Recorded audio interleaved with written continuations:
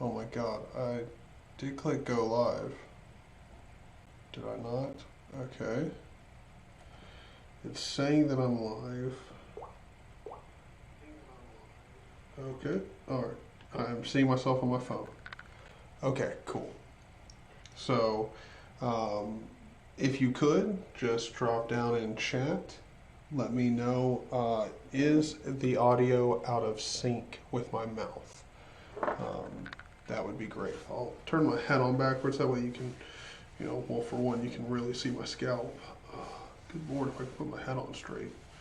I just can't. I can't be bothered. It's not on straight. I can't. I literally can't. It's very slightly off.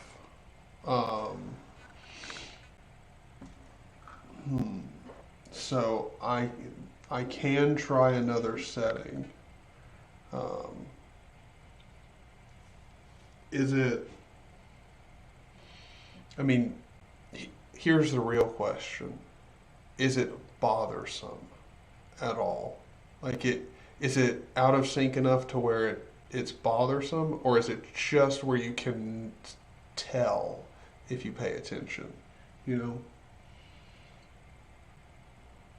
know? Okay, milliseconds off. All right. So I've definitely gotten the settings better. I could try slightly bumping it up on the video sync setting. If I bump that up just one more setting, it might work.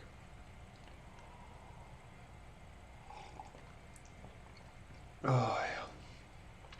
Yes, I am streaming again. So this is a super late night stream for me, if you can't tell. I've turned off the light in here. It's extra dark. Well, I mean, for one thing, the blind is down, but the clock would read 3 o'clock in the morning, 3:05 actually. I have a cup of hot coffee, and I've done a workout. And say screw, I'm going to sleep. There's some stuff that I sort of want to get done here on OpenBSD. I also want to get the audio either completely fixed or at least the best it can possibly be for streaming down the line. For one thing, I want to configure Dunst. I want to get it changed and themed properly. I want to set up Yatum so that I can push up my dot files and everything and update them. Let me think. I know there's some other things I need to do. Oh, did not mean to slam that against the desk. My bad. But yes, super late night stream. Just chilling. Hopefully you guys are doing good. Tan and Smoig, hopefully y'all are doing good.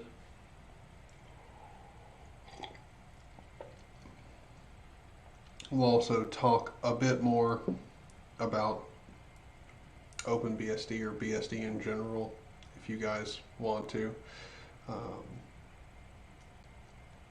Yeah, we'll just overall have a good time. Because I'm trying to think, I know there's some other things that I want to configure. I also need to go through and delete a whole bunch of my music because somehow it got corrupted in uploading it to Nextcloud. Because it's not Nextcloud's fault. I think what it is I was uploading it to Nextcloud, then canceled it, and then restarted it. And so there's like, not a lot, but there's a portion of my music library that's just completely corrupted. And I need to get that fixed. And by fixed, I mean, replaced. I'm trying to think. There was some other stuff that I wanted to do. Hopefully you made a backup. Oh yeah. Oh yeah. Oh yeah. I got a backup of all my music on my other PC in there. I actually have my phone sitting on my Gigabyte bricks on the water bottle, so my Nextcloud server is down, which is sad days. It's really not that big of a deal, but it is down, which is unfortunate. So what I'm actually going to do here is I'm actually going to go back over into my script. The stream's going to cut out. You're going to get buffering for a second, but then I will come back. I'm going to change the VSync setting and turn it up from 1 to 2, and hopefully that will get the audio and video completely in sync, perfectly in sync. At least one can hope, you know. So while I'm gone, when it starts buffering and everything, please, you know, leave a question, drop a couple questions down in there. When I rejoin and start the stream back up, I'll wait a few seconds before I start answering questions. But yeah, throw a couple questions in there. You know, if you got any, if you got any questions about the channel or me, anything, you know, hell, how's your day been? How have you been? You know, what are you up to? How's life treating you? Yeah, you know, I will see you guys back in just 1 second.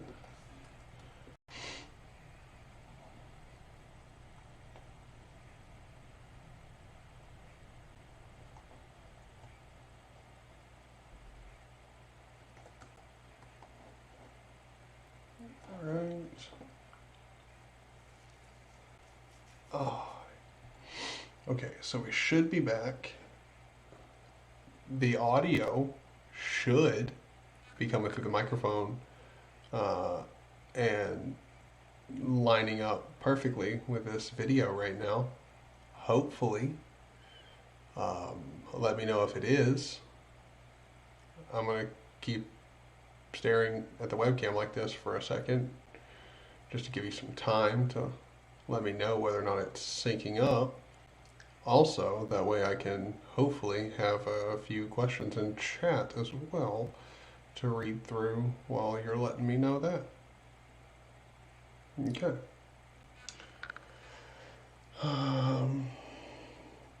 Anything planned for your 1K milestone? Yes, I am getting really close to it. I have no idea what I'm going to do as an actual like video or live stream for it. I'll probably end up doing a live stream for it, but I have no idea what I'll end up doing as the actual event. Might do like a big get together in like Sonotic or something like that. That would be really fun.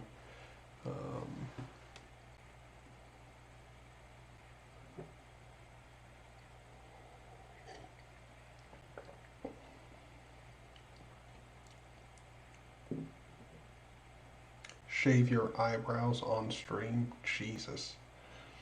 I don't know about that. I don't know about that. That's a little bit much. It's just a tad bit much. Okay, so it's still out of sync.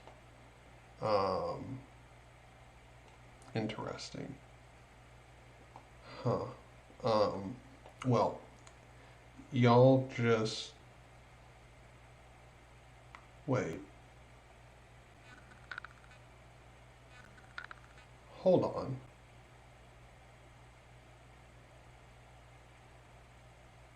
Y'all can hear me?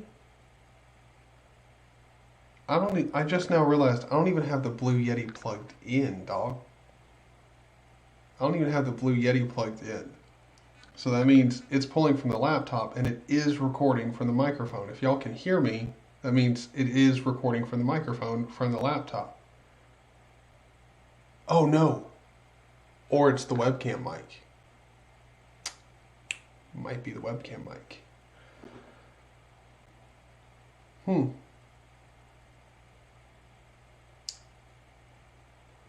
well, hold on, boys.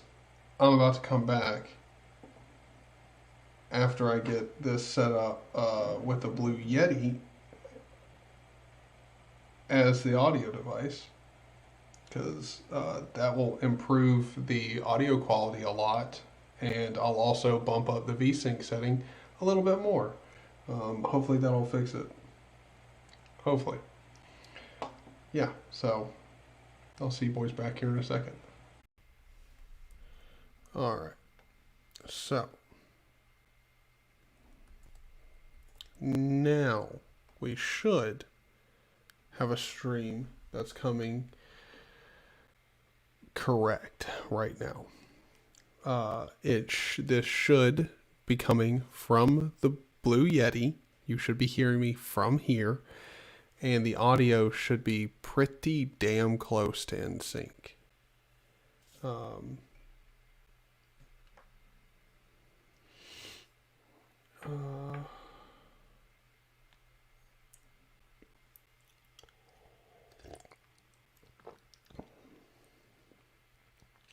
Ooh.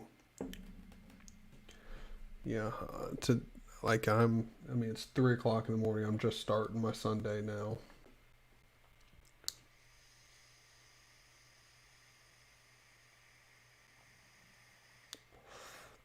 Oh, there's nothing like hanging out with your dog.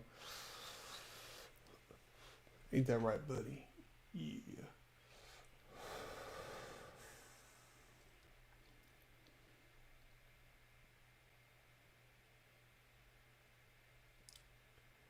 Check the mic a little. It looks better. So here is me checking the mic, I guess. Me just talking, staring into the camera. That way you can see whether or not it is synced up with my lips perfectly, if you know what I'm saying.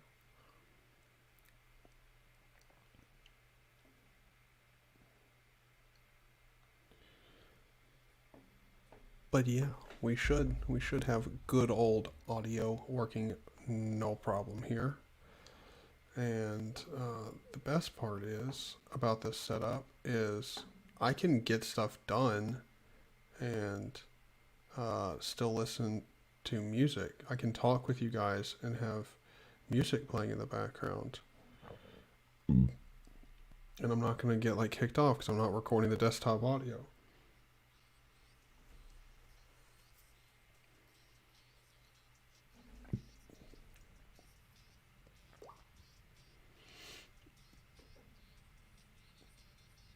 Oh, that's a good...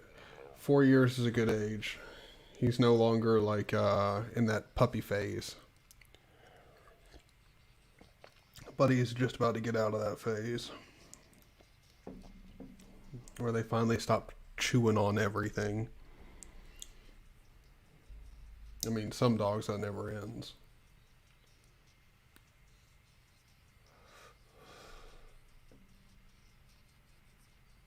Sync is better. I don't know what you mean by sync. Sync. Oh wait. Oh, like audio sync is better.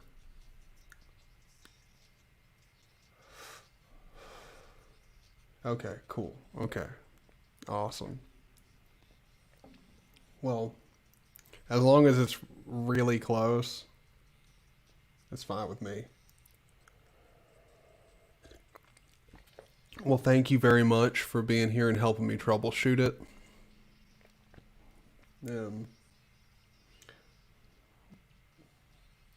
Yeah, I recently started paying for YouTube Music and Premium again. Because for one, I don't like having my entire music library local. Mainly because I'm constantly listening to new shit. Constantly.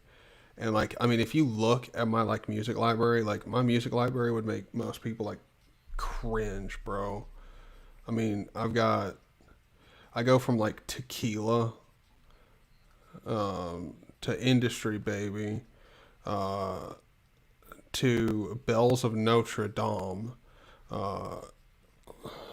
to I'm trying to think, like Big Gangster and Dior, to Haunted, and a whole bunch of like the band Camino. Um, I mean, I got good songs in here, but like they're all over the place. Like my music taste is all over the place, man. My music taste is way more ADHD than I am. Way more.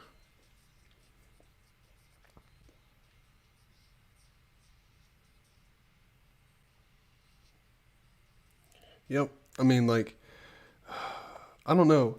See, to me, you bring up a good point. Enjoy every moment you can. I think some people get life a little bit twisted. Like, look, it's the same sort of idea as the person who's like, I just wish I could live forever, or like just hopes to death that they'll find a way to live forever. Like, you're missing the entire point of living. Like, the entire point of living is not so that you can live forever. Like, that's it's retarded, because then everything loses value.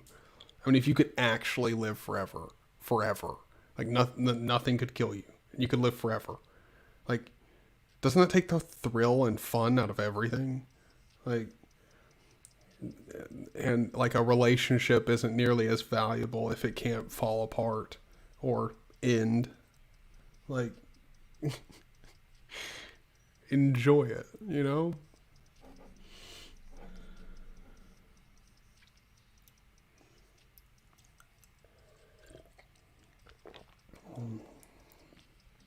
Dude, yeah, I was watching a video where they were talking about like how it's a weird part of psychology where when you see something very cute, you almost want to bite it. Like, it's weird. Oh, Jeff, how's it going? I was very much enjoying your streams. I'm surprised you're still up, man. It's 3:23 for me. I have no idea what time it is for you. I'm gonna assume it's like 4 or 5 o'clock in the morning. Uh,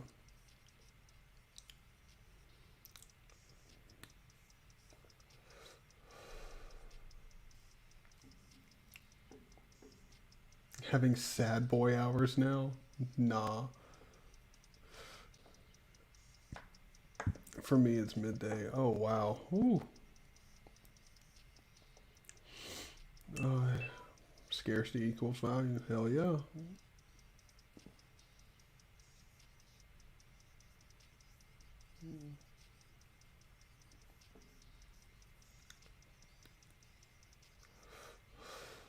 Yeah. I mean, I'm sort of there with you, Smoig. Like, in a way, I'm there with you. Like, I don't have like a specific like age that like I'd rather be dead at. No. Um, but I don't know. Like, I think the best quote that I've ever heard was um, like uh, I can't remember exactly how it went, so I'm gonna greatly paraphrase it. But a lot of people live life to go in to their grave clean, prim, and proper, and that's not how life should be lived. An eventful life gets you dirty. You should want to go into the grave sliding, covered in dirt, grime, and mud, going there ripping and tearing and sliding, and that's how you end up in your grave. And I was like, again, that was greatly paraphrased, but I was like, damn, like that's so true. Like, I mean, if you go into your grave prim and proper, that means you didn't really experience anything. You didn't actually have an eventful and adventurous life. Oh,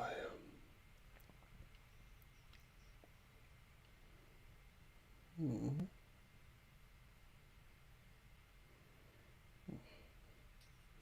Well, it's not just that it's best to remember the good times.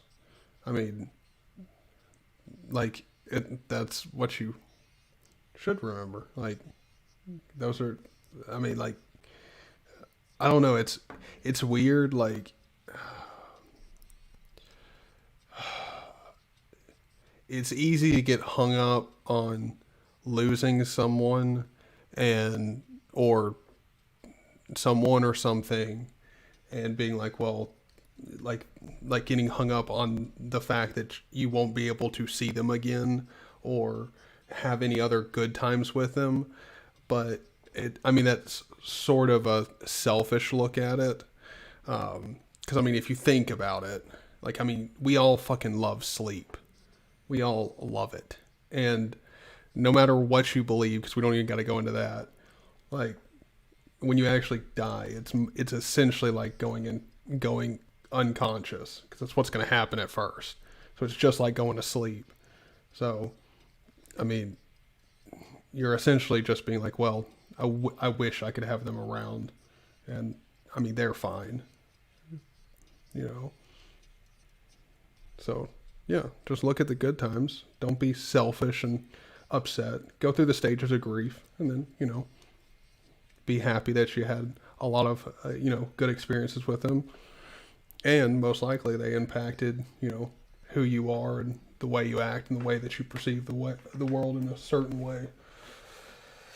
Don't know what I'm doing up.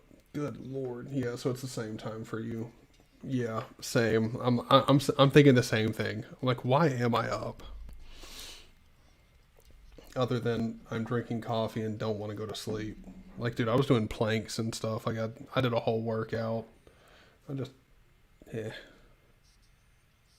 I'm ready to die now. Let's go. I mean, there's a difference. There's a difference with being okay with the death and wanting to die. Actually, we started back up. So, um, quit a while ago. Played some board games with my family. Um, I don't know. Was just relaxing, doing some other stuff, and I'm like, you know what? I'm not going to sleep. Did a workout, got some coffee, started a live stream. Let's do it.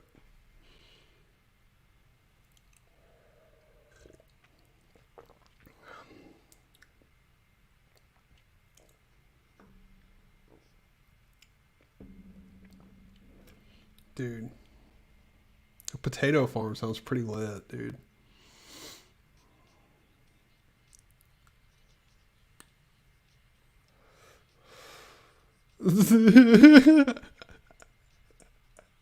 Dude, that's the most accurate description of death I've ever heard. It's just a really, really bad sleeping schedule.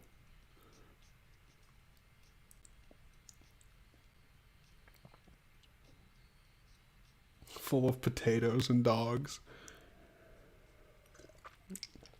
Well, I mean, at least you'll die happy. I mean, you'll probably die like filled to the brim with starch as well, but who cares? You can still be happy, happy as a bear.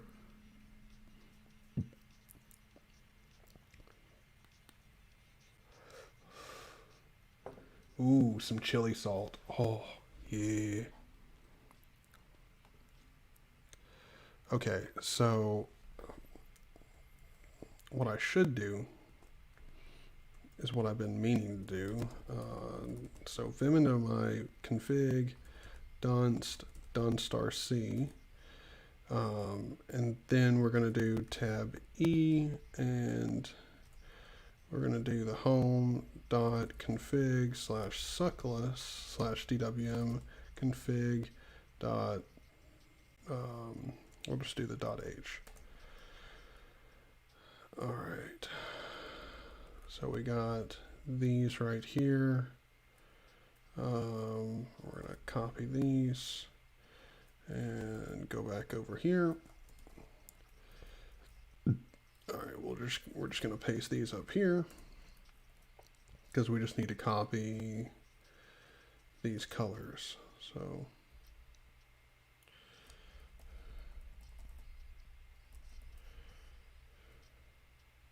that's the foreground. So let's YY here. Oh wait, hold on. never mind. Won't do it that way. Fine.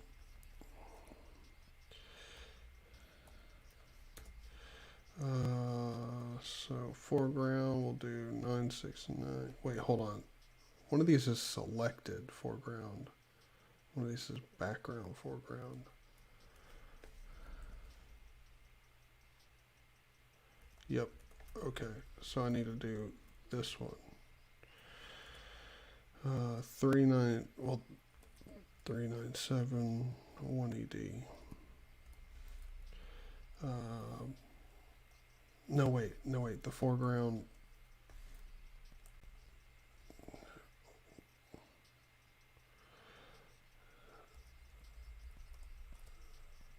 No, neither one of these two is the foreground that I should use.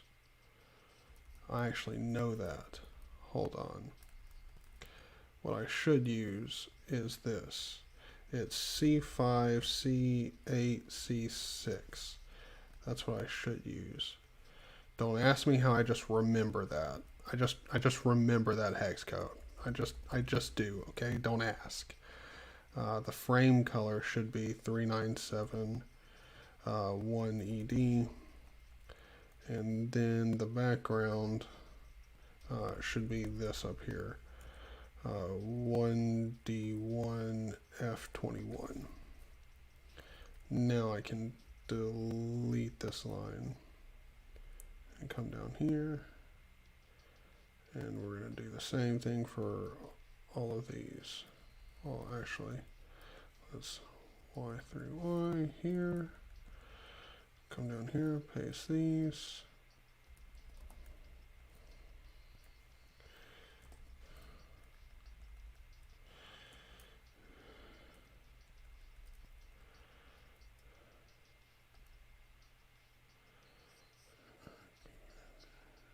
So bad, nevertheless, calling it. Sorry, just jamming out just a tad bit. All right, let's save that. Now if I, oh wait, I gotta kill dunst.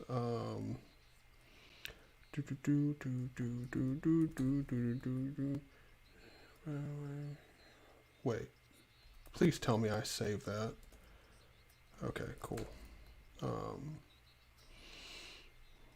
Yeah, I'll just do it through HTOP. Why not? Oh, I have my You're a Bitch script running. I did not know that. You know what? We're not going to keep running that, you know? Nah, I'll cancel it some other time. Let's see.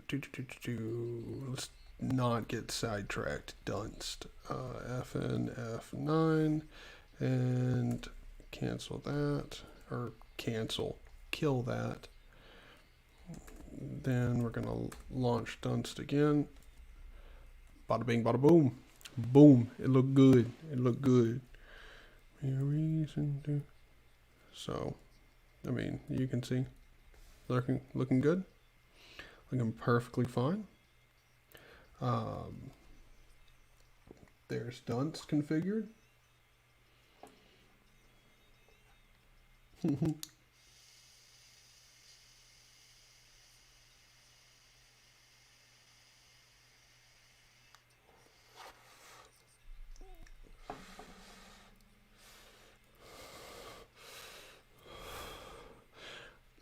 I mean, if I'm being honest, I could do some configuration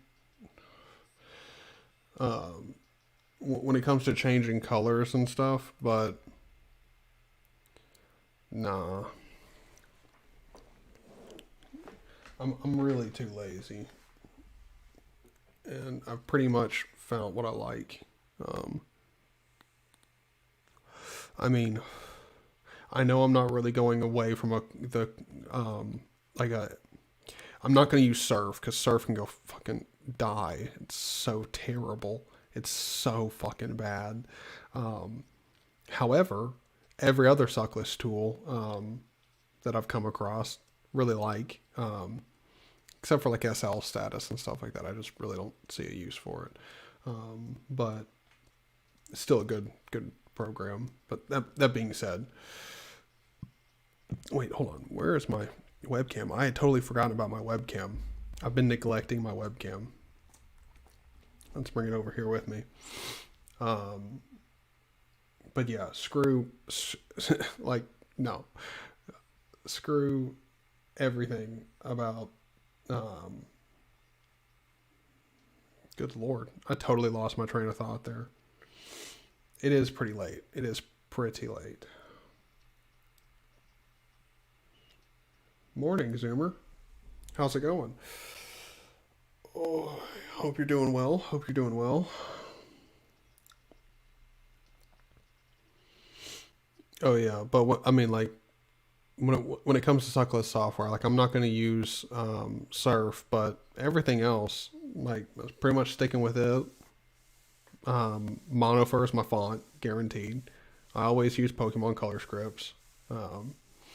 I think I'm going to stick with this Google Dark color scheme.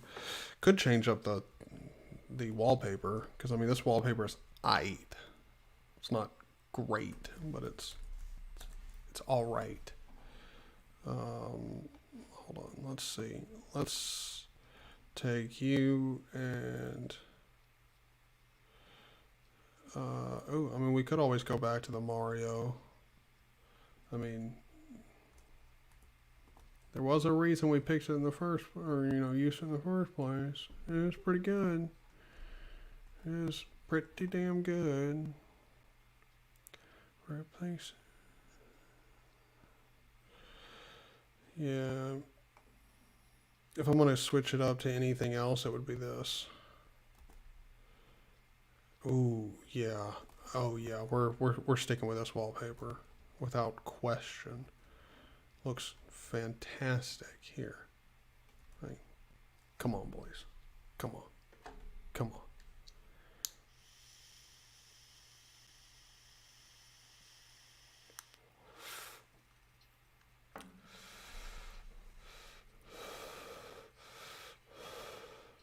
Yes, it is. I'm hella surprised Jeff's up. Like, because it's pretty much the same exact time for him there. Like,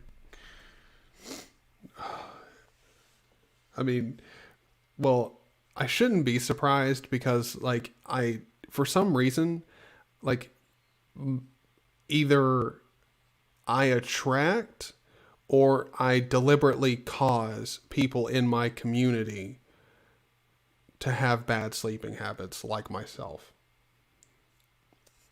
But Glowsec, I hope you're doing fantastic. I've drank a lot of this coffee. I really need to stop, man. My poor heart.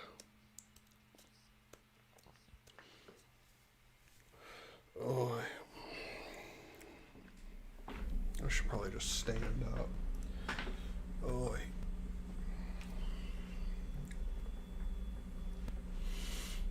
Oh.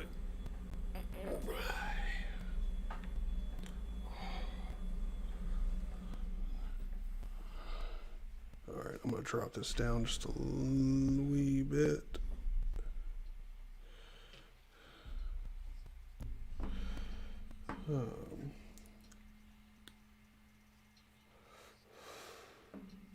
Awesome. So I'm not responsible for one person's bad sleeping habits. That's what I like to hear. So how's audio in BSD? It's absolutely perfect. Absolutely perfect. Getting the audio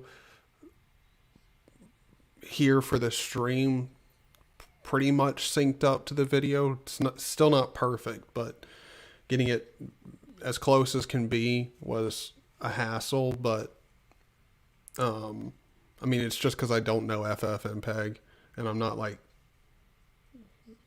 ultra nerd when it comes to FFmpeg. I haven't really spent a lot of time trying different stuff. Don't really know my way around it and everything. But I was able to whip up a little script that opens up this webcam through FF Play and uses FFmpeg to shoot up a stream and the audio using SNDIO, grabbing the default device. And also found out that apparently now the internal audio device, like the microphone, and output's working. Like, I mean, the output was always working, but the microphones weren't. But apparently here in the stream, it works fine. Can you change the volume for individual programs? Yes. Yes. Look at this. Look at this. So you can see all of the different, like, you know, I can turn down the like individual tabs in Chrome using SNDIOCTL itself. So yes, to answer your question, yes. Like I'm telling you, man, that like OpenBSD is, as long as your hardware can run OpenBSD. Like if you have an NVIDIA card, I'm sorry, buddy, you shit out of luck. If you got hyper bleeding edge hardware, sorry, buddy, you're out of here. If your hardware is like newer than like a year old, most likely you out of here. Now, you got decent, you know, old hardware. This laptop here, this Dell G5 is like 2 years old at most. To me, it's not even that old. I mean, I've had it for like maybe a year, around there. But it's like 2 years old at most. Works fucking great. It works amazing. But yeah, as long as your hardware can run OpenBSD, it's an amazing experience. I mean, I literally installed it. The first thing that I recommend doing is switching from KSH to Bash. Because like, look, you're used to Bash. You don't want to switch to KSH because you haven't switched to it already. It doesn't fucking matter. So just, and I mean, like, it's not like you're doing anything wrong by using Bash on OpenBSD. It's just they default to KSH because it's public domain, whereas Bash is licensed under the GPL, and so they can't actually ship Bash with OpenBSD without everything being licensed under the GPL. You got to understand this stuff. So just install Bash, switch your default shell to Bash, then pull down your dot files, you know, pull in your dot profile, your bash RC, your bash profile, just pull on in all your dot files, your scripts. Most of them will probably just work, depending on like what they are. I mean, if you've got like simple, like, you know, notification scripts, and stuff like that, most of it will probably just work. If it doesn't work, then really, in all honesty, your only problem is going to be doing some slight modifications. Like if you're using your bash script directly, like it's an actual bash script, like it's the shebang is like bin bash, it's not going to work because on OpenBSD it's actually like user bin bash, I think, or something like that.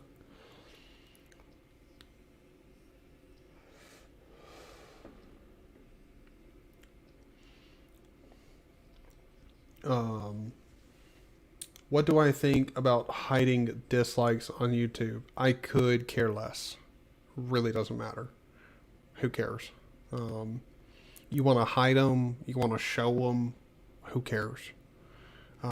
Never really paid attention. Like, the like dislike ratio has never been a deciding factor for me in anything when it comes to watching a YouTube video. So whatever. You know, sometimes it's surprising for me to see how many dislikes a video's gotten. Like, for me to watch a video where it's just this guy talking about why he switched from like Arch to OpenBSD, and like just him talking about it, and like, you know, he's got 99% likes, but there's still like 24, like 48 people who dislike it. I'm like, why? But yeah, that doesn't matter. I really don't think it could affect anything.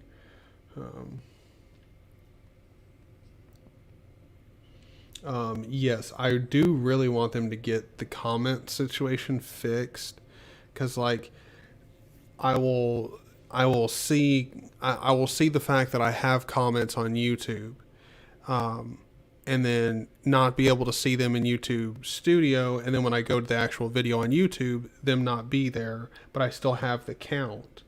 And it's because YouTube will automatically remove some comments. And then people come to me and they're like, hey man, why are you censoring me? Or, hey man, like, what did I say in the comment that, like, what, or why are you deleting comments? Like, I'm not deleting comments. And to someone who doesn't make videos, I can't, like, you're going to assume I'm lying. Because, I mean, your comment got deleted.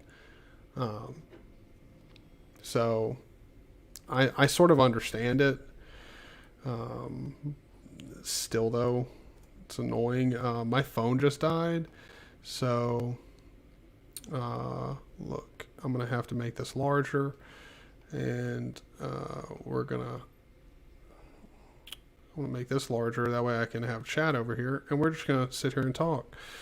Since my phone's dead, I need to be able to read chat. This way I can read chat and keep talking.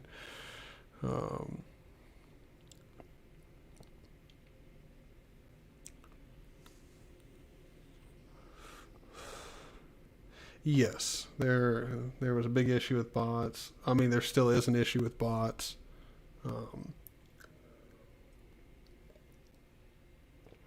Look,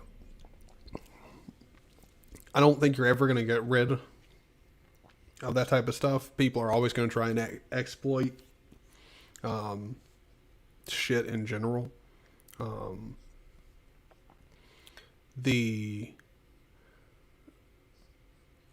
thing is like, just don't let it become a super big problem, you know?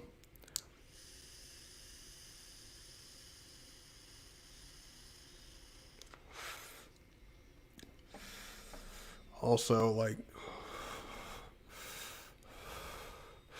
really, to me, I don't know, like,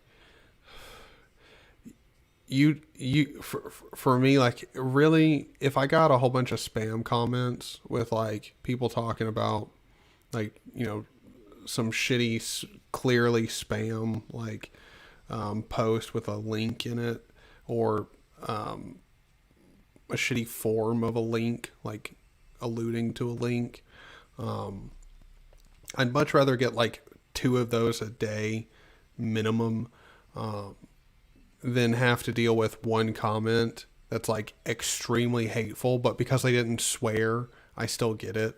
Like, I don't know, like, to me, like, critical and like, and well, critical and criticism, both of those don't bother me. But like, I have had some people say some very, very hurtful things on YouTube. It would be nice if YouTube like had a filter for that, or like, you know, like, hey, this is probably like really, really nasty. Like, you know, just like a nasty filter. Like, it's not necessarily vulgar, but it's just like, but I don't know how they do that. Yeah. Also, we are super off topic right now. I have no idea what we're talking about. So do you think creators should maintain the comment section? Hell no. Hell no. Like, I mean, you should have the most control over your comment section. However, you should not have to maintain it. Like, I'm not one of those crazy ones who like YouTube shouldn't do a damn thing. Like, I'm not fighting for comment section freedom, because we all know how bad the comment section can get. Like, some moderation is never a bad thing. You know, a healthy amount of moderation is not a bad thing.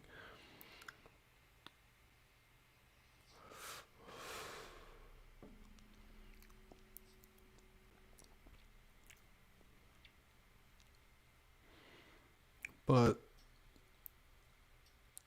I'm trying to think. Oh, well, I will go ahead and say, so my UPS started going out for some reason.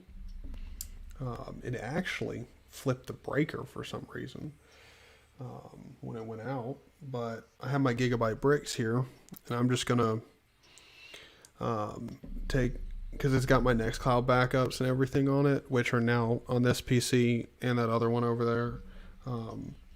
And I'm just gonna take it and wipe it and put OpenBSD on it and put it back up there and run a file server off of it. What do you think of NetBSD, FreeBSD? Like your general opinion about those two projects? All right, so my general opinion about NetBSD is, I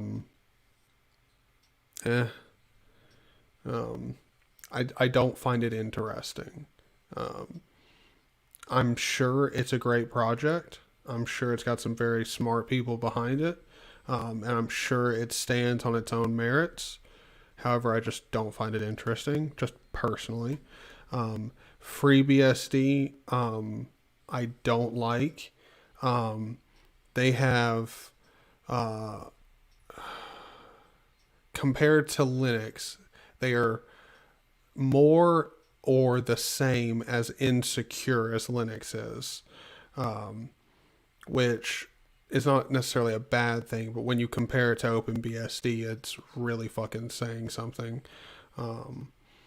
But FreeBSD is pretty insecure. Its documentation it's extensive, but terrible. It's terrible.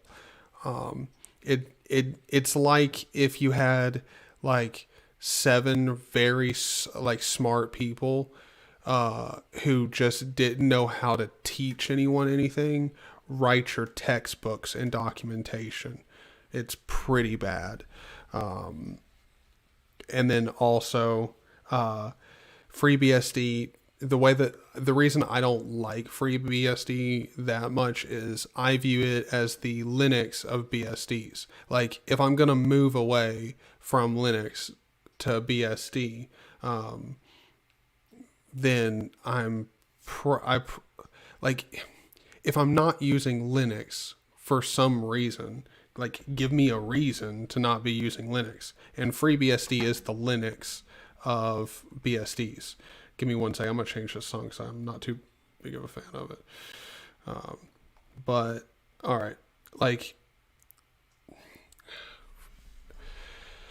FreeBSD is like Linux in the fact that it wants to appease and appeal to everyone. It's a server operating system that can also run Steam and like can also be used to play video games. Like it doesn't have a solid direction. Doesn't have a solid architecture. It just doesn't know what it is, really. To me, OpenBSD, the focus of OpenBSD is much more clear. It's much more defined. I mean, OpenBSD focuses on security first, bar none. Then clear and concise documentation, and everything else comes after that. And that throws off a lot of people, because a lot of people come over and they're like, well, why doesn't this work? Or it's annoying to have to do this or that. And it's like, well, sorry, buddy. It's for security. Yeah. So that's sort of my general opinion.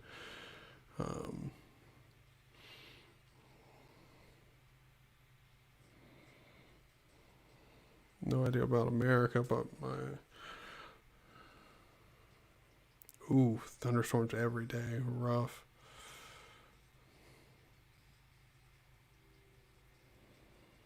Damn.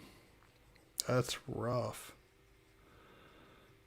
You need some serious surge protector.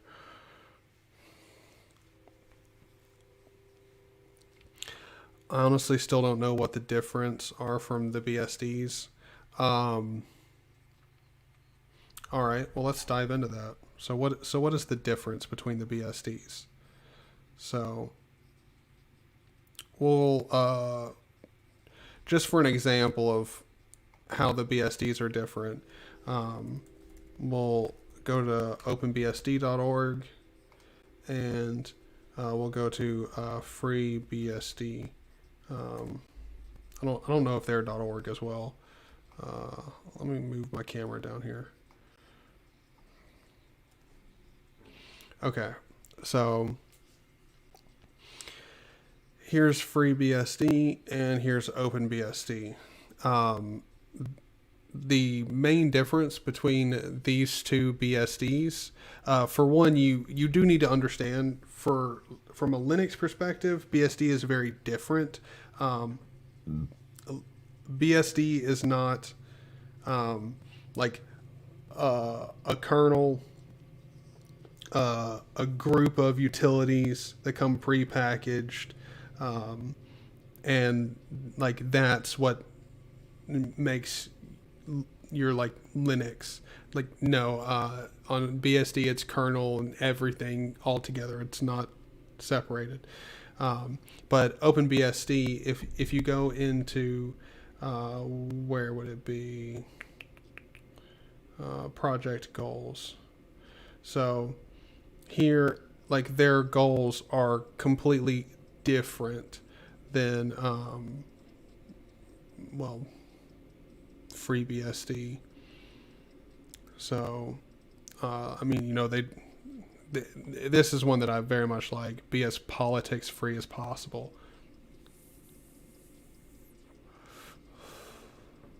They're developer oriented. They don't let serious problems sit unsolved. And they, I'm trying to think of where is the well, I mean, they do have a pretty concise statement here on the homepage too.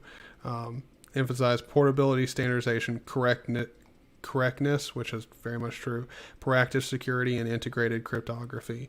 But what really sets out, like for me, like how you can really tell the difference between FreeBSD and OpenBSD is if you go into the handbook here.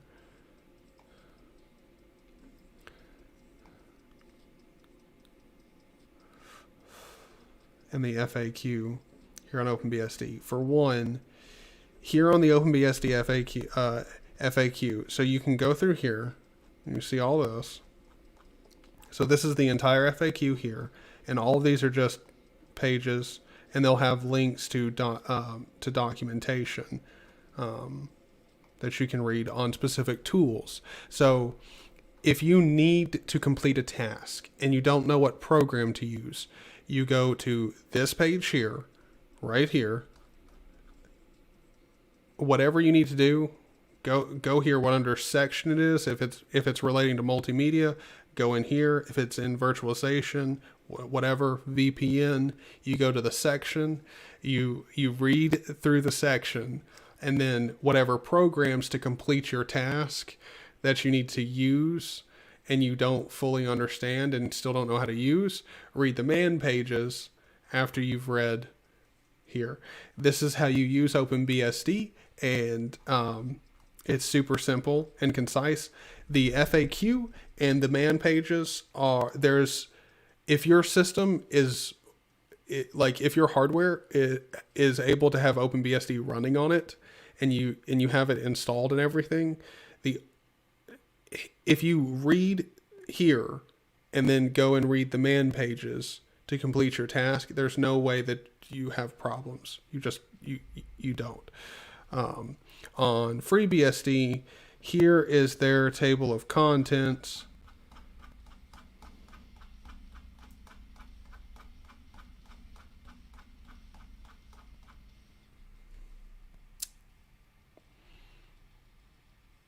Yeah. So you can immediately tell there's a difference in code base, obviously. There's a lot more here in FreeBSD.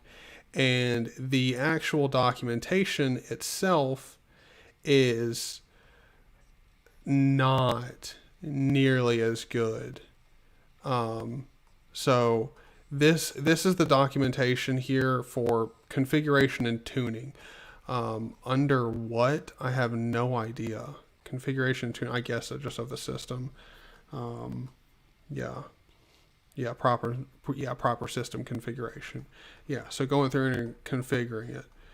So you see this is a lot going on. If you were a newcomer and you're just reading up on this, like, whoa, a lot is going on here.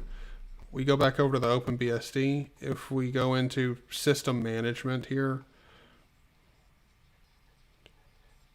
I mean, you can immediately tell a difference. It's much cleaner.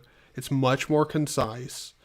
It gets straight to the point. It doesn't distract you with a whole bunch of shit. It's not overly complex.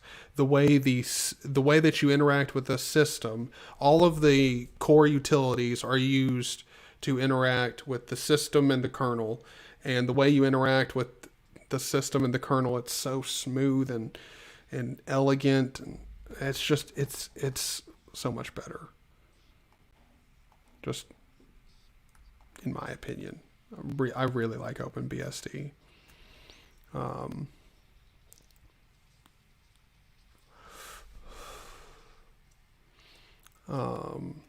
RootBSD, welcome to the stream, dude. I've been watching a whole bunch of your videos. How you doing?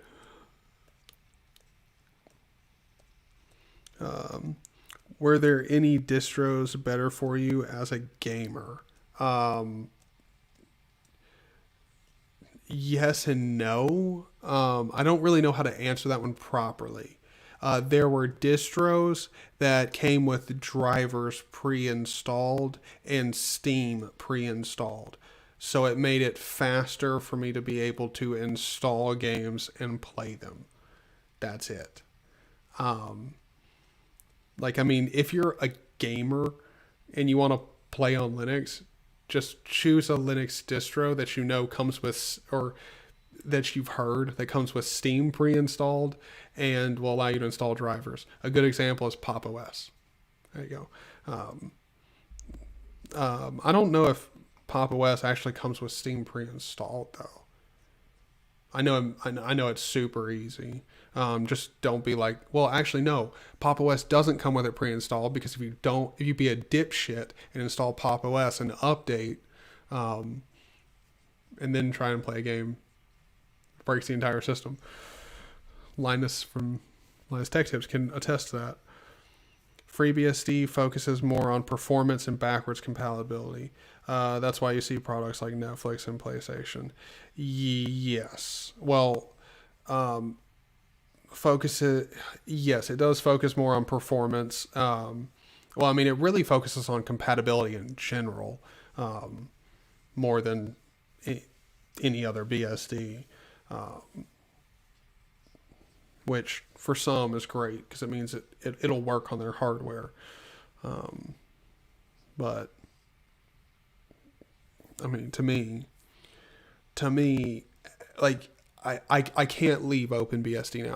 I just can't. The document, it's too fucking good. Like, it's too good. Now that I've got live streaming working, I can record and edit my videos on OpenBSD. I can play Xenotic. I've been playing Urban Terror recently, which is really fun. I'm trying to think. I've played Silent Hill.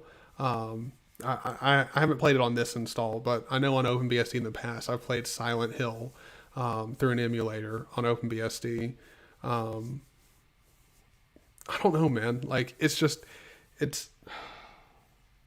too good. Okay, it's too good. Documentation's too great. By the way, I don't know if it was your video, RootBSD. I know someone had a video of them playing Amnesia Dark Descent. Actually, no, was it you? I can't remember. But oh, like, I mean, there's no reason to go back to Linux. There's no reason. I mean, it's funny because I do the Linux Land podcast with Matt, and now I'm an OpenBSD user who just won't be going back to Linux. Like, I mean, Pulse Audio, Pipewire, and all that shit. Like, it's so overly complex. Fuck all of that shit. The audio system here on OpenBSD is beautifully simple, and it just fucking works.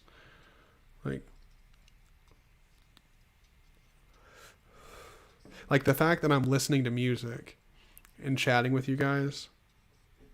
Like, come on, come on.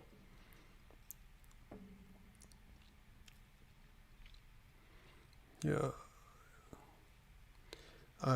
Can you get a surge protector? Yeah.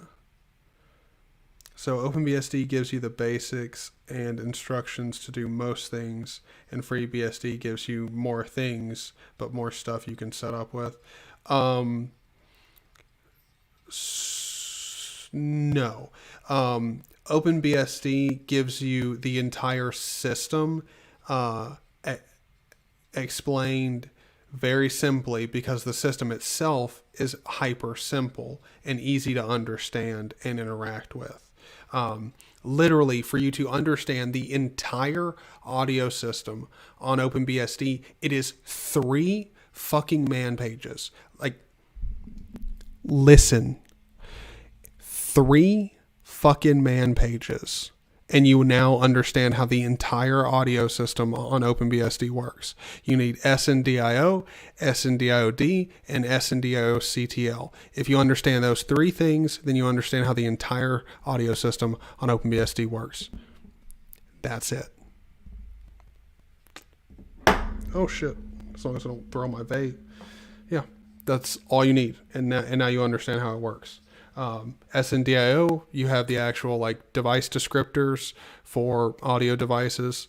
Then the daemon and sound server, daemon, sound server, whatever, that's going to interact with the actual and allow you to use the device descriptors, pass audio in and out through them.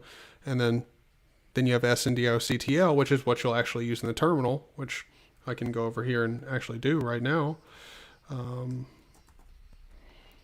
Right here, you see I actually used it, and that's what you actually use to interact with it. And you can see your output levels, whether or not you've got it muted, the different actual apps. You can individually interact and turn up their audio. Like, so I have a little script here. If I have a volume up and a volume down script that'll interact with SNDIO-CTL and shoot up a dunst notification.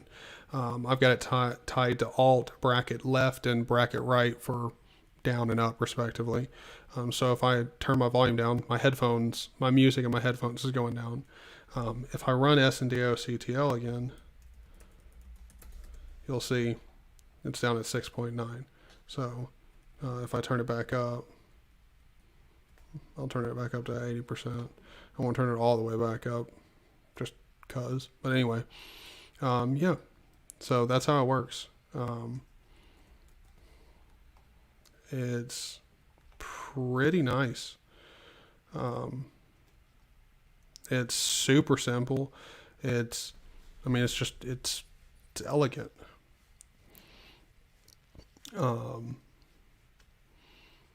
So OpenBSD is essentially just an entirely more simple system. The only bad part about that is they're not trying to be compatible with everything. They just want to be a secure system. That's the main focus. So compatibility is way down on the list. So if you have an NVIDIA card, it's probably just not going to work. If you have really weird hardware or some odd piece of hardware, it might not work. Just that kind of thing. But as long as it works, you're going to have a beautiful, beautiful, beautiful time. And FreeBSD gives you a whole bunch of compatibility, and you can use it, but it's much bigger by comparison than OpenBSD. It has much, much more vulnerabilities compared to OpenBSD. Um, you know, and it's just not as simple. Ooh.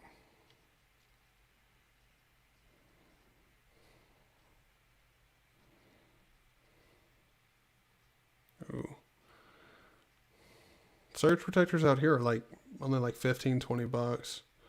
Unless you go down to the store, because then they want to charge you like $40 for one. Good. Yeah, I've got a little bit of insomnia too, brother. It's like 3:30 or something here, like 3:45, whatever. And I'm just not going to sleep. Nah. Nah. It's for another time. Yes, SNDIO is so good.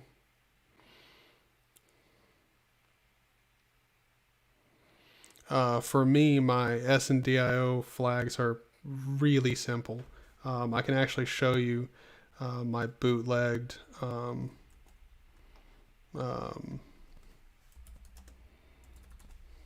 OBS script here. So this is a version of the script that I'm actually using to run this. So hold on, I'll actually update this to be what I'm actually using.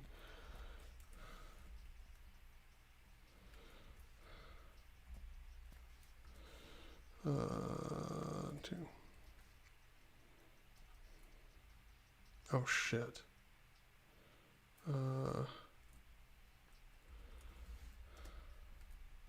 Yeah. Codec AC. Yep. Okay. Yeah. So this is literally what I'm using to stream to YouTube right now. Obviously with an actual stream key. But yeah, this is what I'm using right now. Using FFplay to load up the webcam, using FFmpeg to grab the screen, stream in 1080p 30 FPS, using SNDIO, and this weird part right here, I have to double my FPS, so it'll start at 60 FPS, drop down to 30, and then stream. Don't ask me why. I have no fucking clue. People have asked. I can't explain it. All I know is adding this part right here fixed it and made it to where it would stream at the proper FPS. Don't know.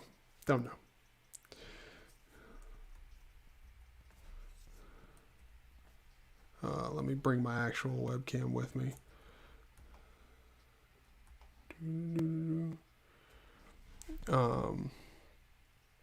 Music sounds fantastic in Clementine. Oh, I'm sure it does. For me, music sounds great wherever I listen to it. Music just sounds good, period. I like CMUS a lot. I really like CMUS.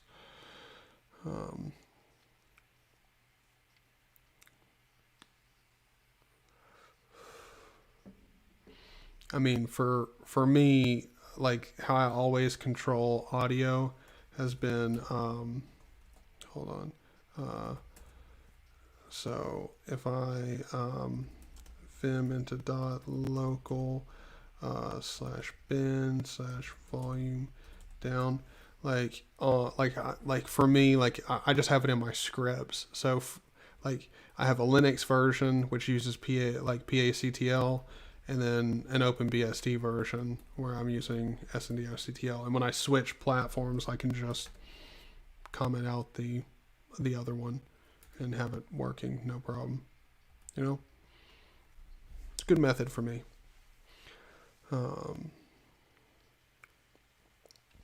Yes, OpenBSD would be like KISS if KISS like essentially had like a really solid direction that wasn't just keeping it simple. Like they focus really hard on security and proper clean documentation, and then simplicity just sort of arises from that, because when you focus on security really hard, you don't add and build on a ton of features, because each feature you have to spend a lot of time on to make sure that it's not a security vulnerability, or at least, or at the very least, the attack vector for it is small enough.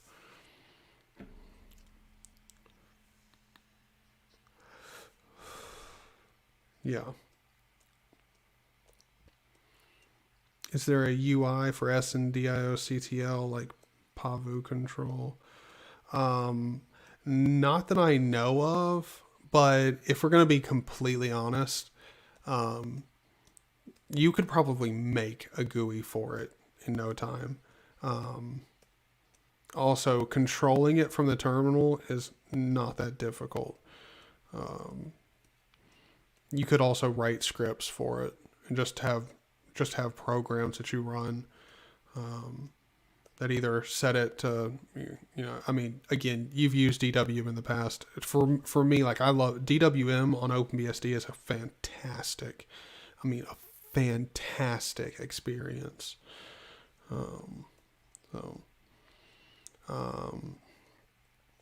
need to get a webcam mic. I just use my PiPhone to record audio and sync it in post. Really? That's from your PinePhone? Damn. It's got a pretty good mic on it.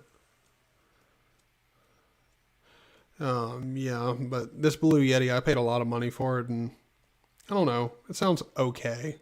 It's not amazing by any stretch of the imagination, but it's definitely all right. I am excited, though. I've got a Xonotic video coming today. I hope you guys like it. Also, let me know how the audio sounds in it. To be honest, I think now this could just be a placebo, but I think the audio levels and the audio quality sounds better on OpenBSD. Just me personally. But again, that could definitely be placebo.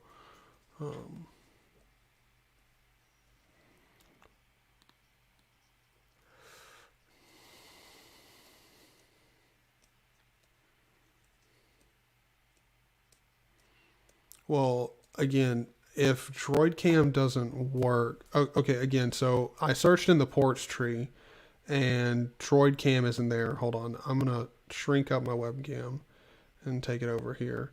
So it's not in the ports tree. Let me double check that.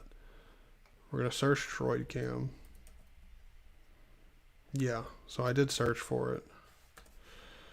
Yeah, so no results found. We'll put a dash in between it, just make sure. Yeah, okay. So no results found for DroidCam. So let's go to DroidCam. Source.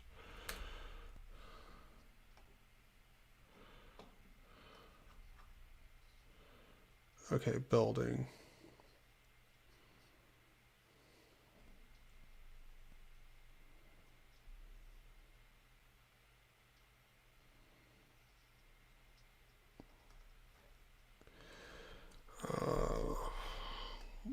So building this type of shit is not my forte.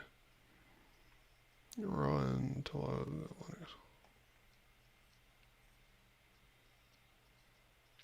Linux. Okay, so you'd have to edit this script here, and instead of having it use the also loopback sound card, have it use SNDIO, and have it use the either default SNDIO device or, SND/1 or 2 for, second or third device that you got plugged in.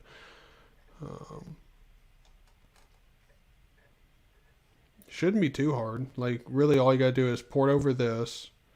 So just build this pack, get the dependencies to build this package, build it for OpenBSD, put it in opt, which do we even have opt in here? No, we don't. The official binaries will automatically install into that directory. Well, we're not going to use that.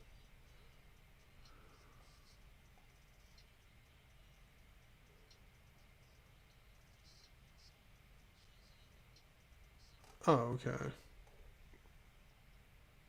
Oh, okay. So Do you not actually even need that? Yeah, I don't think you'll actually need that. You'll just need these dependencies here. And if these dependencies aren't available, all you gotta do is, for the couple that aren't available, like libavutil. Let's see if that's available in the ports tree.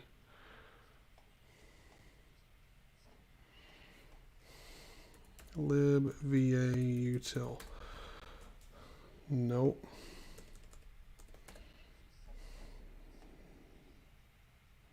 Oh, it's libav. Wow. All right. Come on now. Libavutil. Nope. Nothing. So maybe a little bit more difficult than I'm leaning on. But, sorry, bro. Unfortunately, it's not already available for OpenBSD.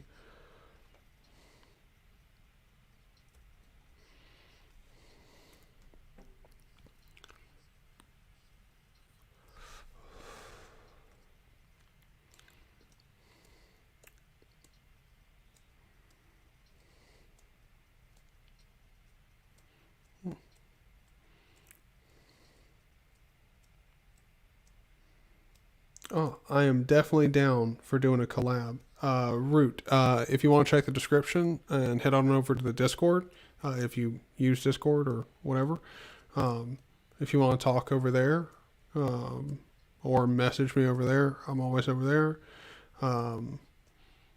Yeah, I'll try and reach out. We'll definitely do something.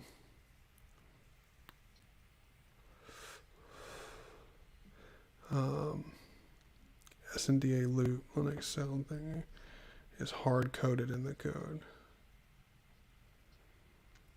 Video for Linux, or the V4L whatever thing, I believe that loopback is available in OpenBSD, as far as I know. But have a good one, bro. I almost forgot. RootBSD. Have a good one, man. Hopefully you have a good one at church.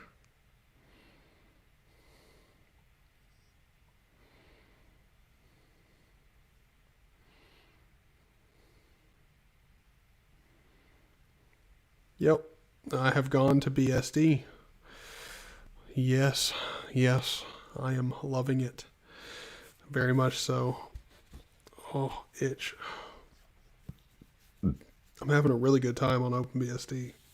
Have a very good time. Like, it's incredible. Like, I mean, I genuinely can't say enough good things about it. It's great.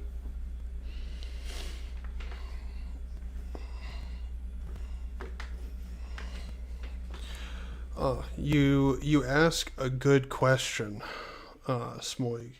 No, I'm not going to come back for Steam games. Mainly because I really just don't care. I really don't care. Like, when I'm hanging out with y'all, it really doesn't matter what I'm playing. Like, we could be playing some shitty PS1 game. We could be playing 007, like the OG, like 007. I don't care what we're playing.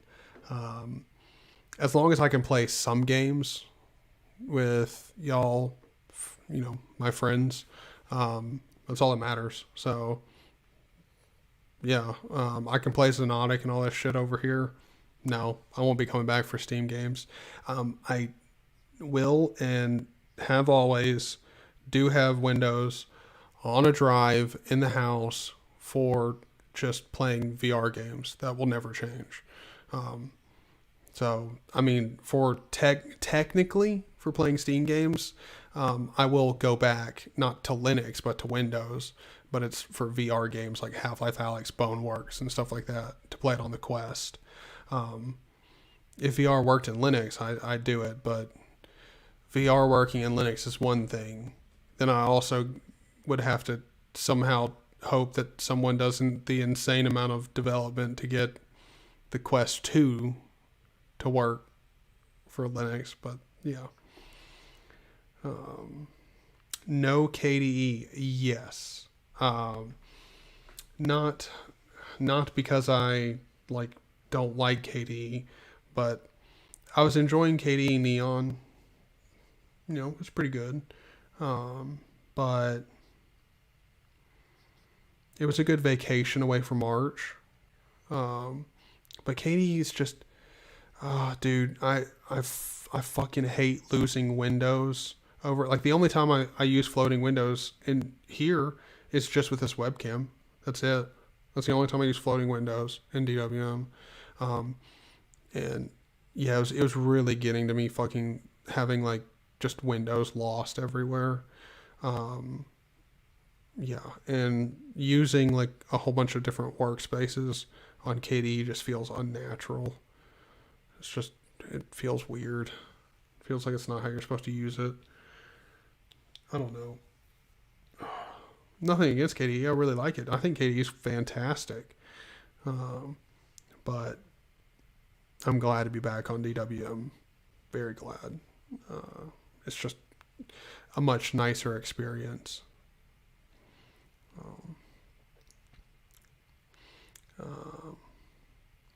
Isn't BSD like a gateway drug to Mac OS? No, a Mac OS is a good gateway drug into BSD. That's the correct way to put that statement. You try Mac OS out and you're like, oh, BSD is pretty fucking good. I probably should install 0AD and STK to try it out. 0AD is fantastic. However, I will say if you're going to go on OpenBSD, just know 0AD from the ports does not work. You have to compile it from source to get the latest version where it'll actually work. And that's not super difficult. Their instructions on the website are terrible, but we have people in the Discord who can help you out doing it.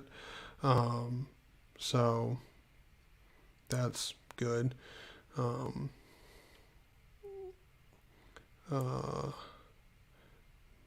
But yeah, just so you know, if you just install 0AD, like any other thing on OpenBSD, it will actually be broken. You can definitely get it fixed, and it's not super difficult.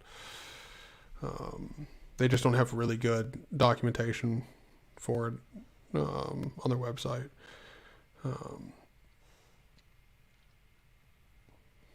But Xonotic is fantastic. I've also been playing a shitload of Urban Terror, and like if you haven't played Urban Terror, play it. It's so good. KDE breaks a lot. Yes, it does. Yes, it does. I will not disagree with you there at all. Yes, it does. I like XFC best than i3. i3 is pretty good. I've used i3 in the past. XFC is, it works. It's just, to me, it's not really, It just works. But XFC works beautifully on OpenBSD, by the way. Just saying. Nosy, YouTube is not showing the effing chat window. I have no idea why. But Nosy, how's it going? Welcome to the stream, man. We're just sitting here talking as per usual.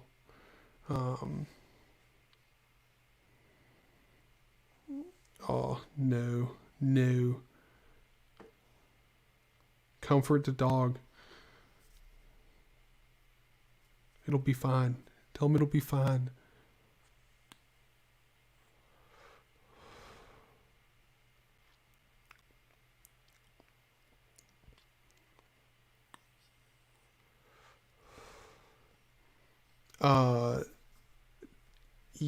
If you're using Debian, 0AD will be fine from,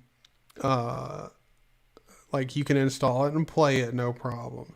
If you want to start playing online, you'll be severely limited because you won't have nearly as many. If you download and install it from apt on Debian or Debian-based distros, the game is actually pretty far out of date, like almost a year and a half out of date. So you'll only be playing with Debian and Debian-based players. Most people use the Snap Flatpak or the like more up-to-date version. So just keep that in mind.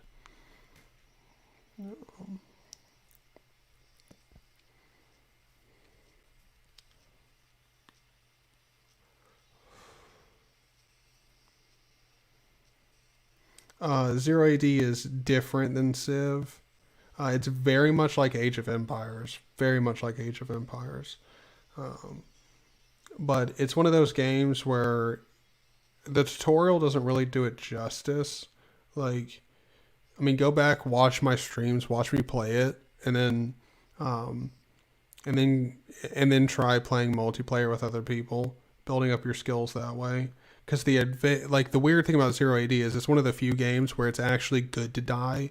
Like if you're a beginner, if you try a strategy starting out, like for your first game, and you end up dying, either fast or even midway in the game, you can look at your opponents and you can click on their buildings and see what they're doing, how they're organizing people and how they're doing things, the way that they're spending money building buildings, building their civilization. And you can see this strategy works better. This person's strategy is,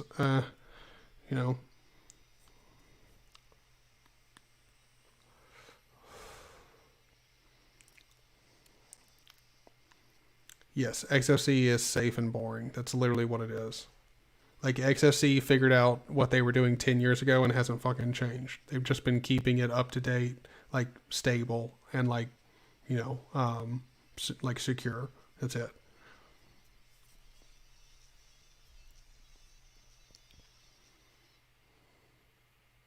No.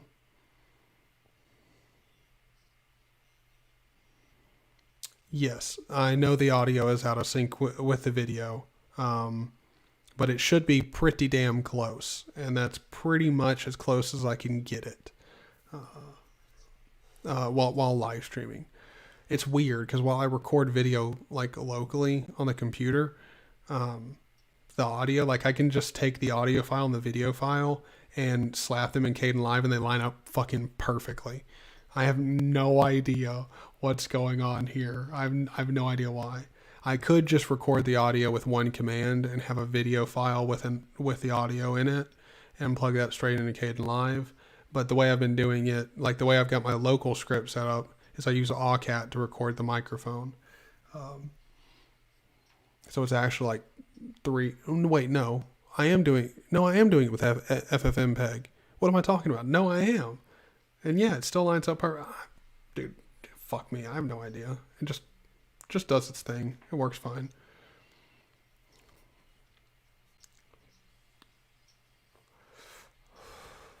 But yes, so I know the audio is out of sync. This is as far as or as close as I can get it, as far as I can tell.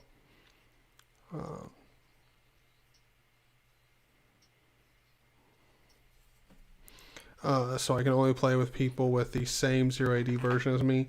Not necessarily the same version, but it has to be I believe it's it has to be the same point release or whatever.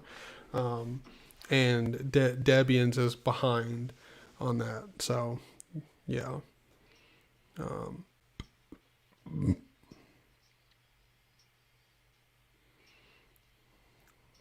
Yeah. Hopefully. I mean, aren't all of us the same? We all wish we were better at learning from our mistakes.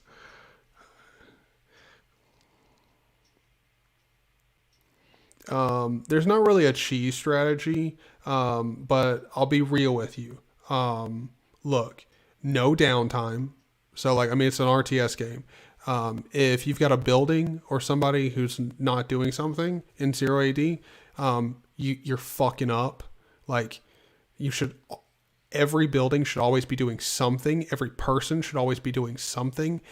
Minimize your walking distance when people are getting a resource like wood, shit. Don't skip out on building storehouses or farmsteads so they don't walk far to go back and forth, collecting and dropping it off. Also, always be building houses because you never want to hit pop cap. Just keep building fucking houses until you've hit pop cap. And then also, don't be doing nothing. Keep, like, as soon as you can, you know, afford to, send a couple guys and some cavalry off to just fuck with your teammates. Or, not teammates, enemies. Keep people on their feet, you know. If you're being really reserved and just trying to build up wealth in your economy and your ability to wage war, your teammate can do the same thing. And typically, if your teammate's smarter, they'll expand their empire and knock out, like, you know, if you're playing with more than 2 people, they'll knock out someone else, take over their empire, and then come over and just fuck up your world. And it's, or you'll come over and attack them, like wage war on them, but they've got a whole nother base now that they can continue to pump soldiers out of and everything. And, like, yeah, it's a very interesting game. It's a really fun game. Peter, yes, I am back. Hold on, give me 1 second. I gotta change this song. Cause this is just, no, not really. No. You know what?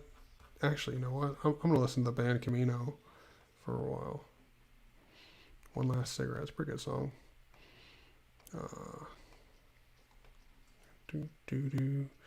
But yeah, I'm back on OpenBSD, loving it. I'm not leaving. I'm on it for good this time. I can live stream. I can play my games with friends. I can do my Discord calls, edit my videos, thumbnails, everything perfectly fine. There's no reason for me to go back to Linux. The system works better. Audio is fantastic. Battery life's improved. The system's easier to understand and work with. I love the focus on security. It's just awesome. Also, the BSD community in general is, how do I say this properly? BSD community in general seems much more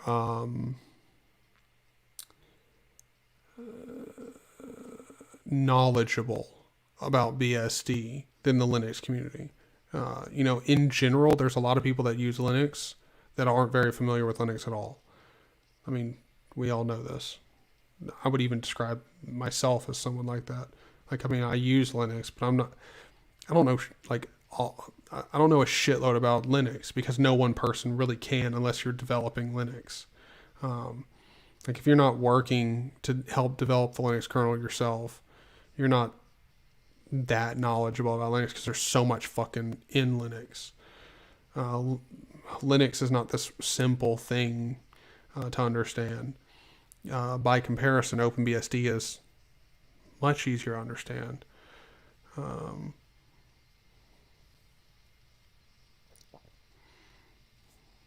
Cool. Yes, I have tried Valoran. Valoran's really good. It's fucking really good. I was very surprised by it. I was very impressed, very surprised. Did not expect it to be that good.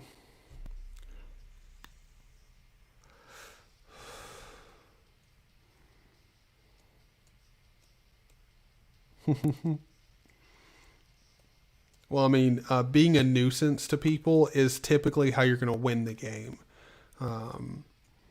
Like, you don't typically win the game by sheer brute army force. Because, dude, the worst game that I've ever had, the worst fucking game that I've ever had.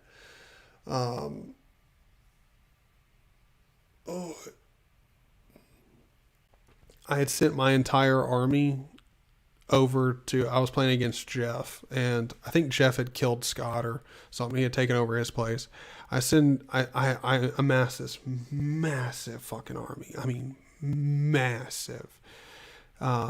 Sent this massive army over to Jeff's place, and he flanked me and sent this massive army to my base, conquered my entire place. I conquered his, but because he had knocked out Scott, he had another base. And so by the time my army was finished conquering him and could start moving out, his army came rolling in, wiped out mine, and then he was able to capture my base before I could keep up. Like, it's a very interesting game, like, because not only do you have to manage an economy, but you also have to be able to effectively wage war. And like, it makes you have a lot of respect for like generals and like higher ups, like making decisions in war. Cause like it is fucking rough, man.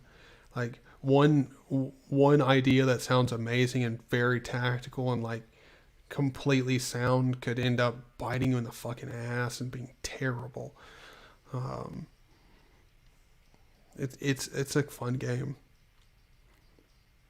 At work, we use the Linux Debian as server OS, not BSD, since nothing needs this kind of stability. Sadly, things that are mission critical run on Windows Server. Oh wow, that's fucking retarded.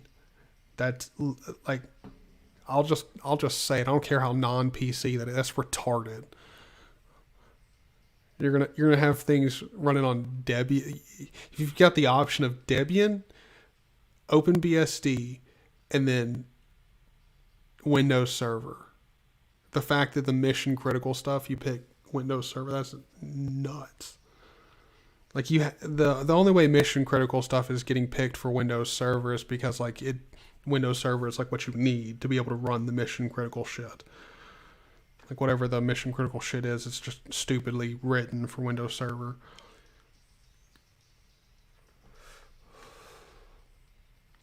Mm-hmm. Can you please make an OpenBSD installation video with XFCE DE if possible? I could do a dedicated video on that, but you're here now, so I could walk you through the install and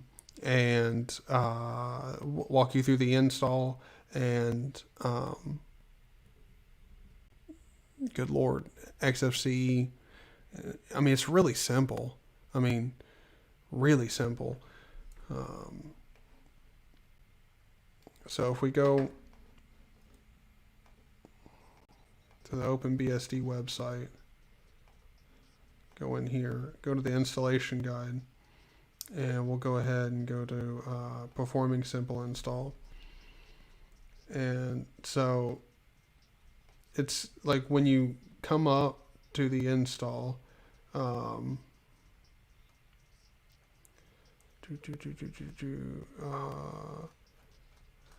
okay, so it doesn't go through it. I really wish I could get a step-by-step like breakdown of the options in the installer. That'd be great. But for my memory, I can try and walk you through it from memory too.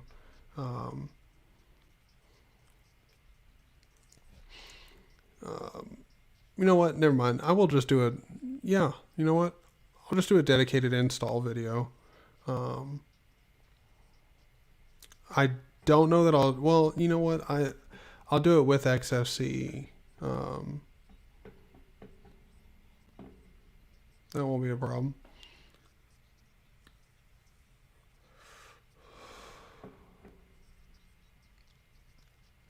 Wait, the batteries are better in OpenBSD than Linux? Yeah, yes. I get better battery life in OpenBSD because let me go ahead and show you this. All right. So when it comes to OpenBSD, when you're installing OpenBSD, after you've got it installed, wait, hold on. Let me go back over here. Take my webcam with me. All right, so after you've got it installed, what you're going to want to do is make sure that you add your user to the staffs group, and then vim into your /etc/login.conf file, this file here.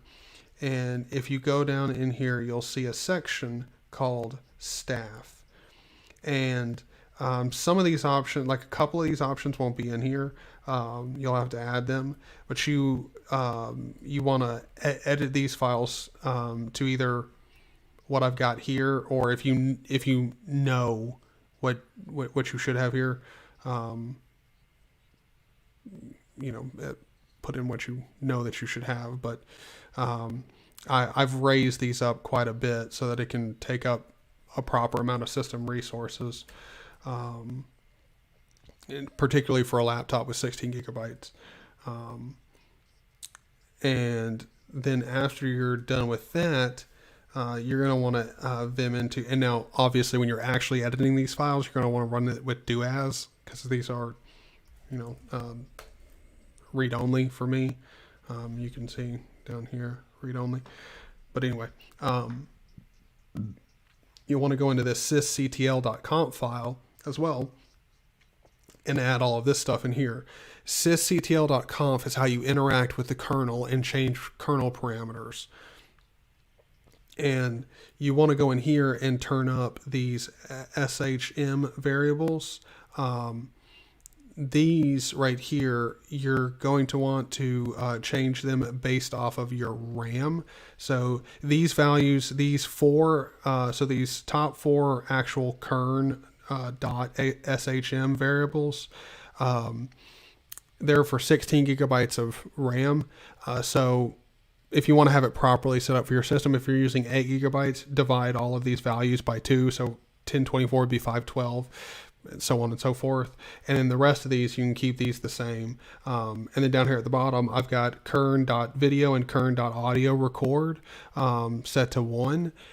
These are by default at 0. So by default, OpenBSD, because again, it's a server distribution, and if you're running it on a headless server, it doesn't need to be able to access video or audio devices that you have on it. Like let's say you're taking a laptop and running it as like a file server or something. Or to serve a website or a mail server, whatever. The operating system doesn't even need to have access to your webcam. That would actually be a security vulnerability, or a attack vector that's completely unnecessary on a headless server or just a server in general. So that's actually turned off by default, which I like. I think that's smart. So I've got these values in here so that I can actually record from my video and audio devices. So you'll want to set all of that stuff up after you get it installed, so that you can actually use your system resources to the max, get the best performance out of your system.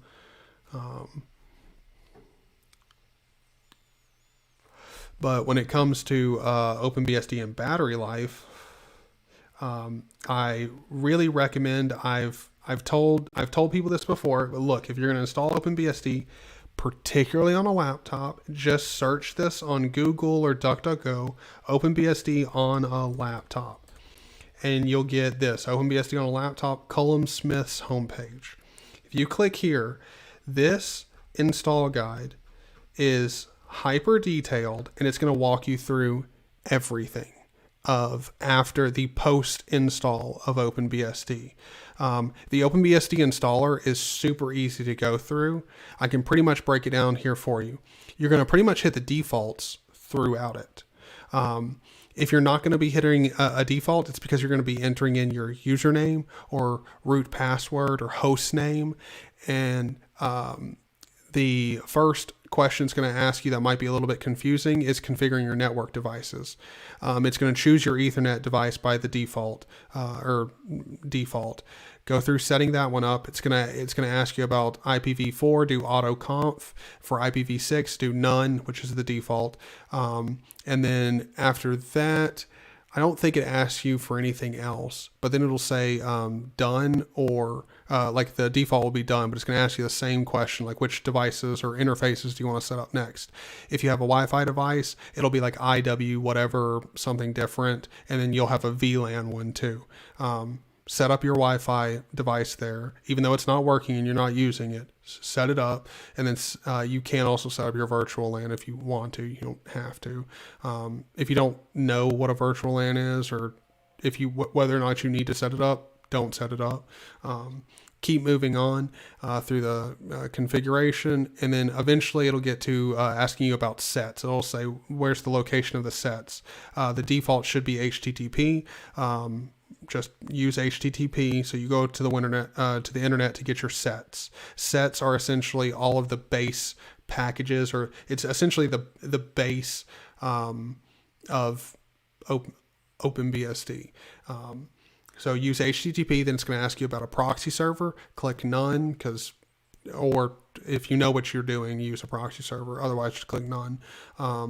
And then the next thing that it'll show up is it'll ask you for like mirrors, and so it'll say like question mark list or something like that. Like it'll give you a few options. Just do question mark, and then it'll show you servers that are near you and like links for them and everything.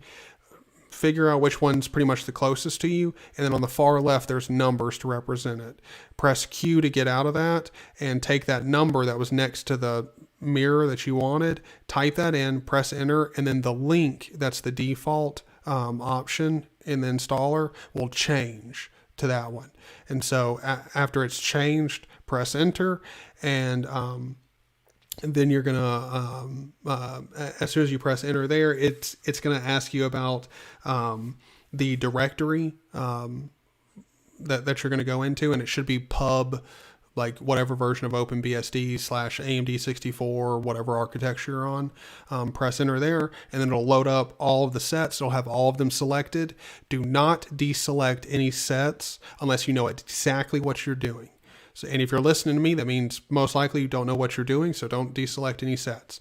So don't deselect any sets, just hit enter. It'll install all of the sets and everything, and then after that, you're pretty much good. But yeah, this install here, it'll walk you through pretty much everything, and you can see right here, since it is a laptop, you enable power management, and the power management here on OpenBSD I found is really good. It's really good.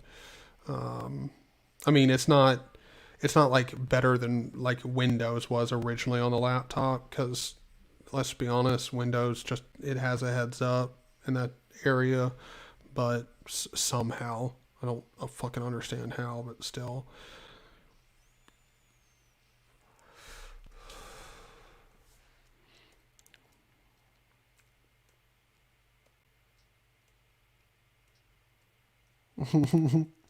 Well, I meant like then Linux people know about Linux, but yeah, you know what I mean.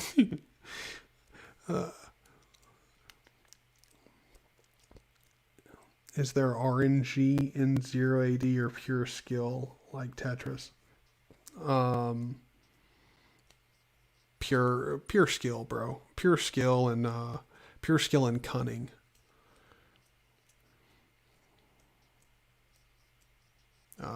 That makes sense, Glowsec. Yeah, it makes sense, yeah. Just install Apache on Windows 98 and you're good to go. Safest OS ever. Ugh. Windows 98, come on now. I mean, it was good for when it came out, or from what I heard, I was born in 97, so it's not like I can really say accurately that it was great when it came out.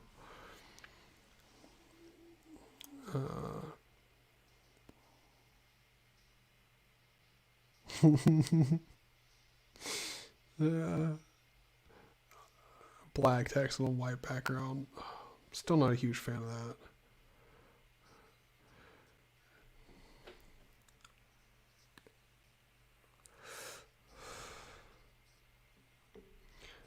Oh, I'm not caught up, really, but I can definitely do it. I figured we would just walk through it now, but I mean, I did essentially just explain an entire OpenBSD install. Like everything that I just said there, that's literally an OpenBSD install. Everything other than I said, pretty much just enter the defaults and then like the values like for your username and password and stuff. It's the most fucking simple install to go through. Another common question is what is the default keyboard layout, and that's US.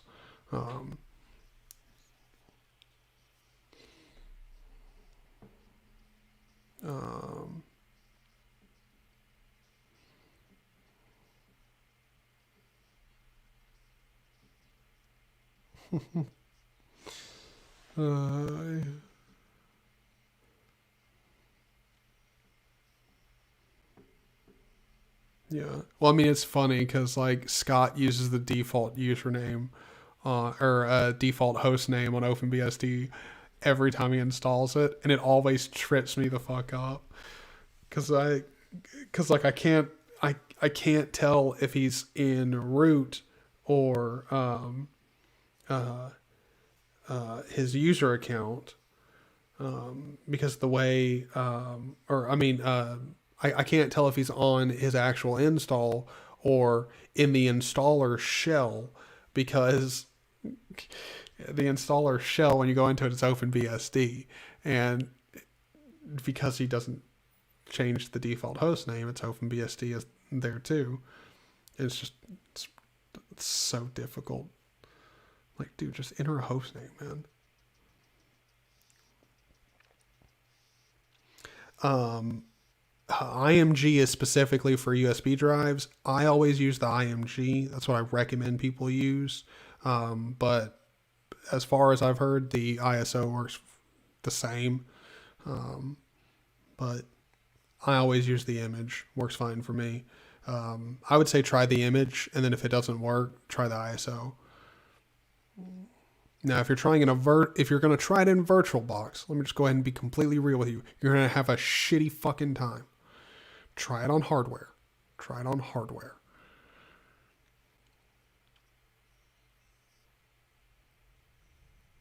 Oh, yeah. We're pretty close in age, Nosy.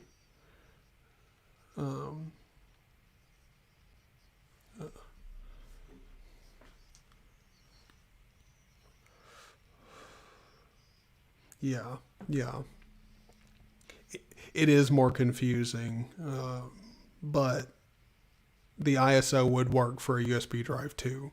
It's just not technically supposed to be used there, but whatever. We won't talk about that. Yeah, this one not high run.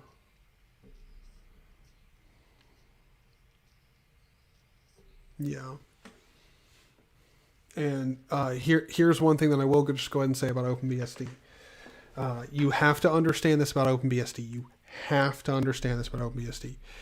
You have to install it with Ethernet, okay? You have to.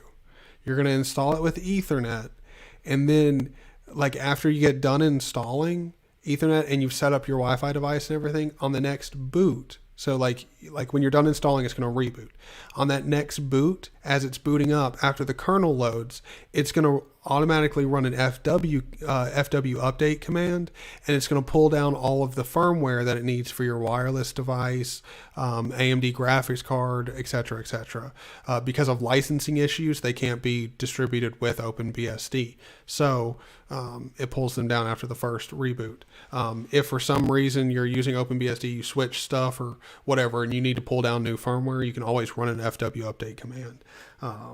But that's the way OpenBSD works, because your wireless device, even though it's detected and you need to set it up so that it'll automatically pull in that firmware, it's not there like automatically. You can't just use Wi-Fi off of the gate and install OpenBSD with Wi-Fi. You do need Ethernet to get it installed. But yeah.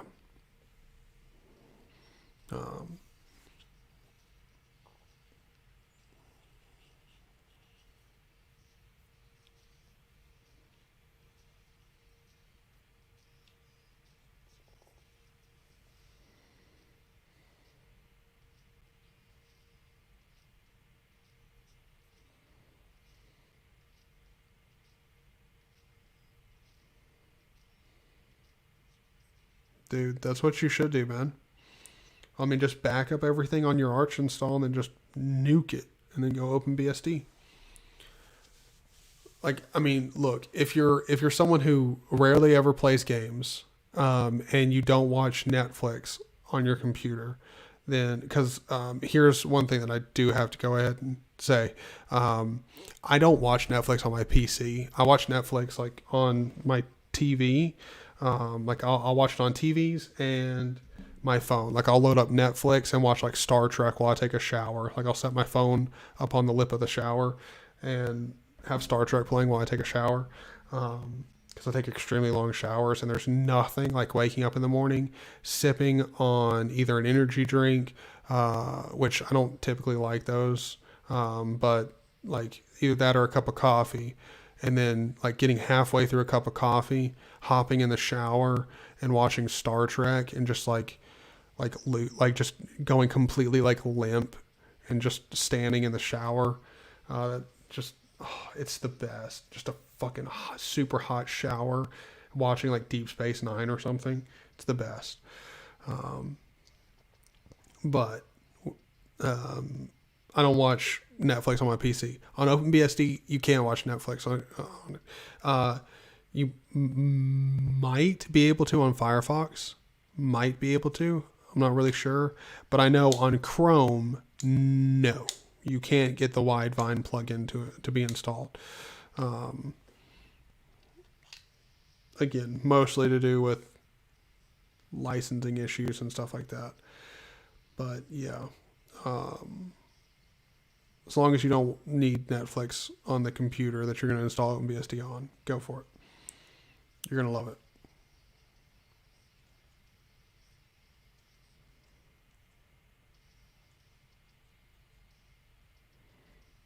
Oh, well, cool. Well, I'm glad I can be here for your first hands-on experience. What's games? Yeah, dude. Well, I mean, not yeah, dude, because I am playing, like, dude, there is some amazing games on OpenBSD. Like, really, really good game. Urban Terror, I had never played it until I installed OpenBSD this go around. I saw it in the porch tree, and I was like, sounds crazy. And then I saw it was a first person game, and I was like, wait, what? And downloaded it. I've been playing the hell out of it. It's a multiplayer first person game. It's super fucking good. Super good. Really like it. So, I mean, you can still game. I played Xenotic with Scott. Like, that video is coming out today at 10 o'clock. So, what time is it? So, it's 5 o'clock now. So, in 5 hours, that video will drop. So, you can see me playing Xenotic with Scott. He's on Linux. I'm playing it on OpenBSD. We're talking on Discord, having a good time. Playing multiplayer, like, I'm telling you, man, it's fucking great.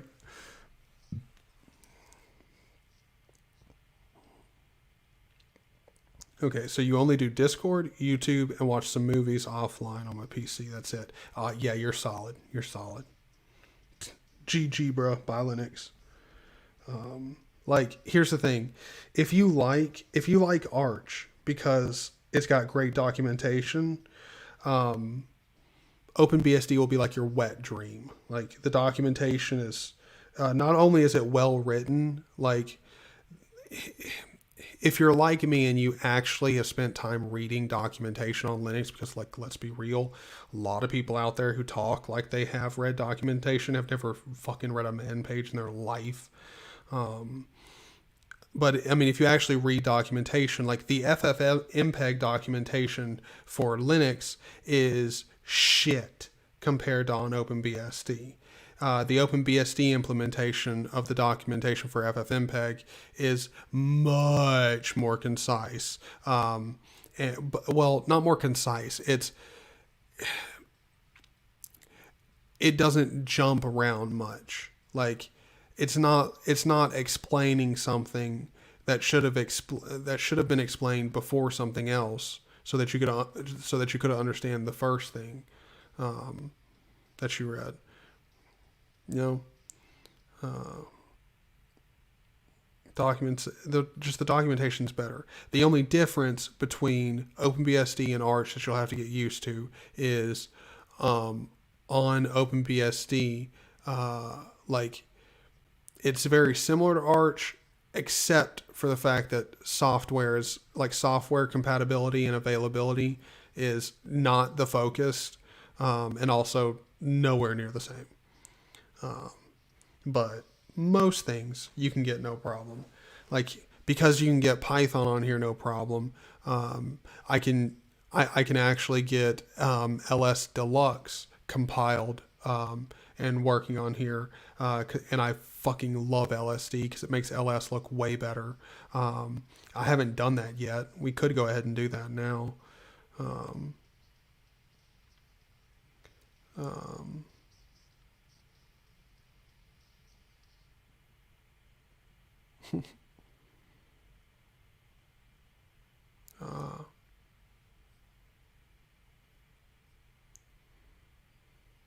One doubt. Can I install it in UEFI or MVR?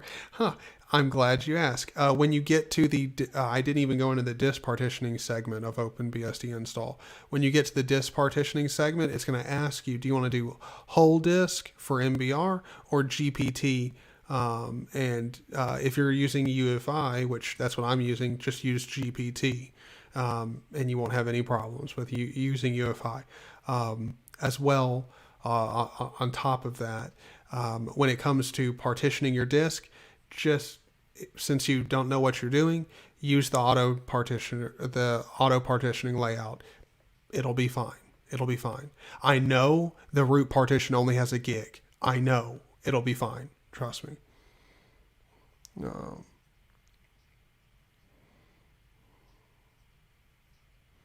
Like, that's the thing that throws everybody off with OpenBSD. Like, my root partition only has a gig. It's like, I know, yeah, it's fine. Yeah. Like, hold on. For one, I want to change the song, but I'll also show you this. Ooh, hoops, yes.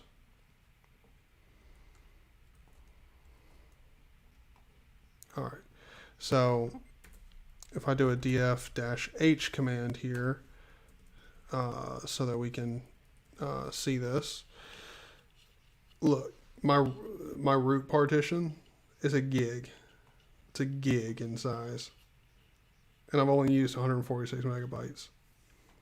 Like, this is what throws a lot of people off, because like the partitioning scheme of OpenBSD is very different. You have your home partition and your root partition, but you also have your user partition, and a lot of your programs are going to get, like, the binaries and stuff are going to get installed to /user/bin.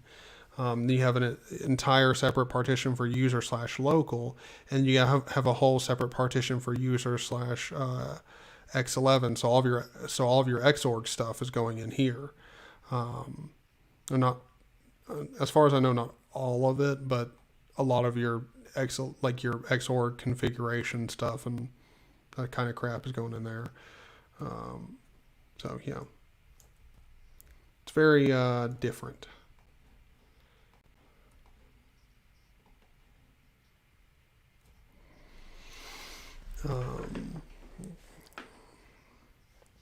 Yeah.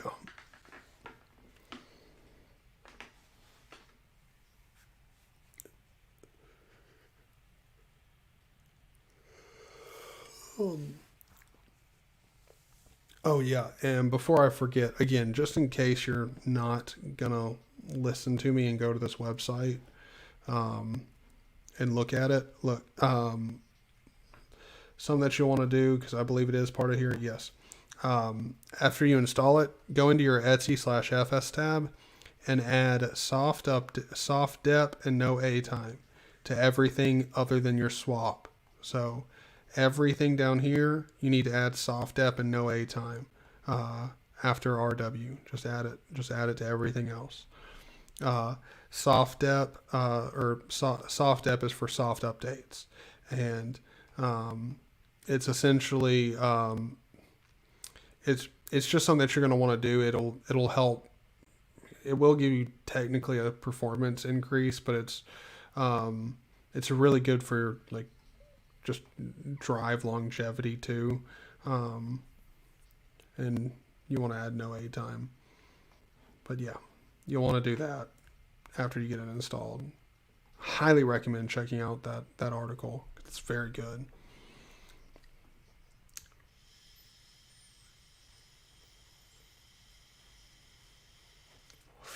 Well,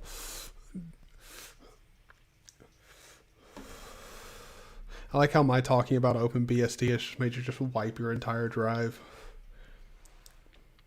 I guess I'm a pretty effective salesman for OpenBSD. I mean, I still can't believe that I'm streaming to YouTube using OpenBSD. I cannot believe that. That's incredible to me. Like the fact that I have a stream that works half as decently as it does right now is nuts. Is nuts.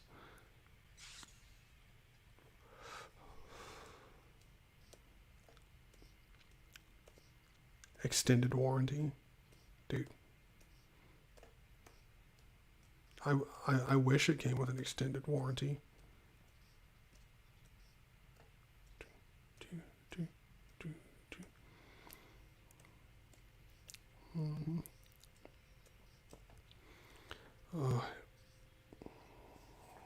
Well, so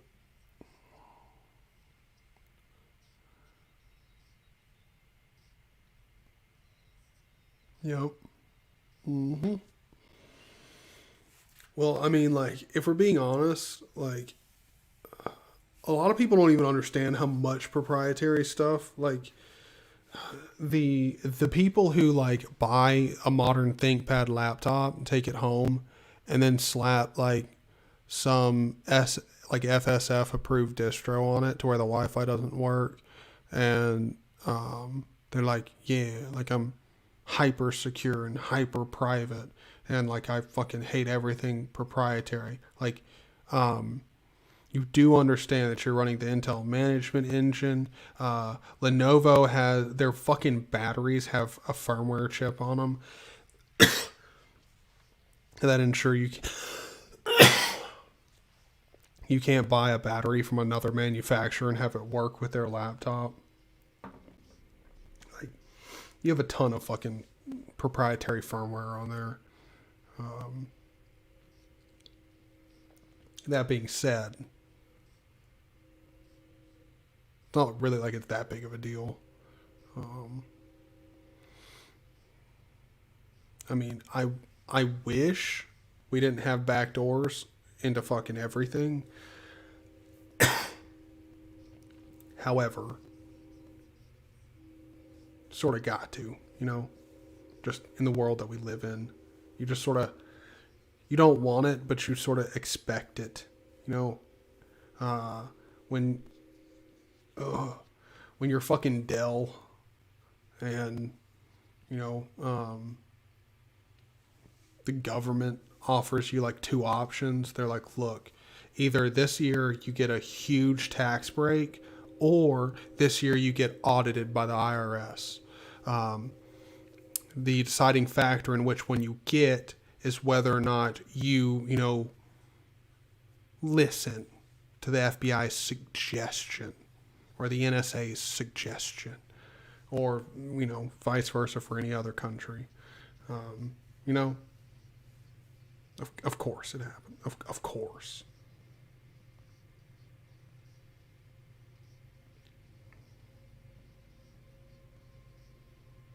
Yeah, that'd be nice, but I don't know if that world would happen.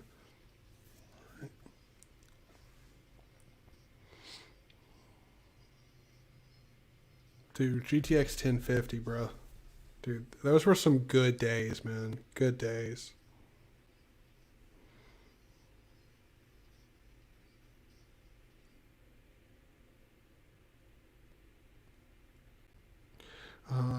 I just installed Windows on my laptop for the first time.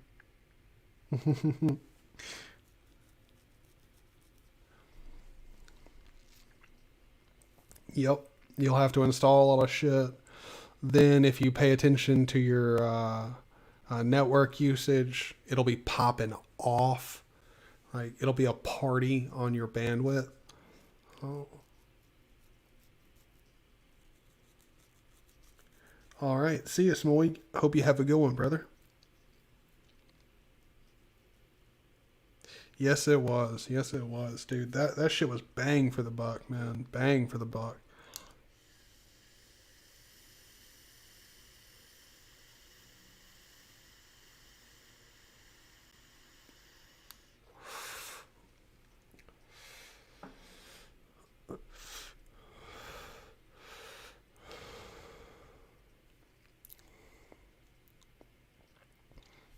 Dude.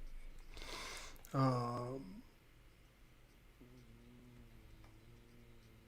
by the way, I'm gonna be updating the I'm gonna be updating the Gemini capsule. Good lord, took me a second.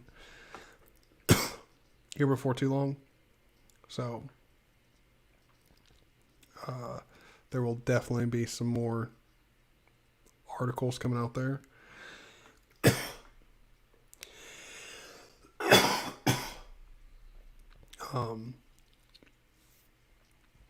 Most likely I'll be copying over some of the OpenBSD documentation.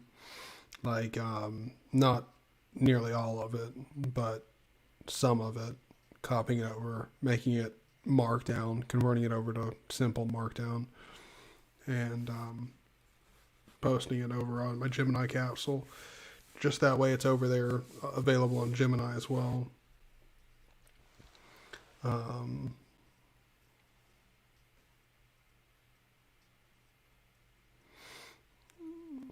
Nowadays you can't afford anything unless... Yep. Well, I mean, then again, it's sort of like the perfect storm because AMD now has like APU chips where, like, for like $300, you essentially have a chip that's the same processor that I have, 8 core, 16 threads. I think it's like 100 megahertz, like base clock faster than my chip. And like, and mine doesn't have a GPU in it, by the way. It's just a CPU. You've got that performance CPU with a GPU built into the chip that can game at 1080p low to medium settings. That's ridiculous. That's insane.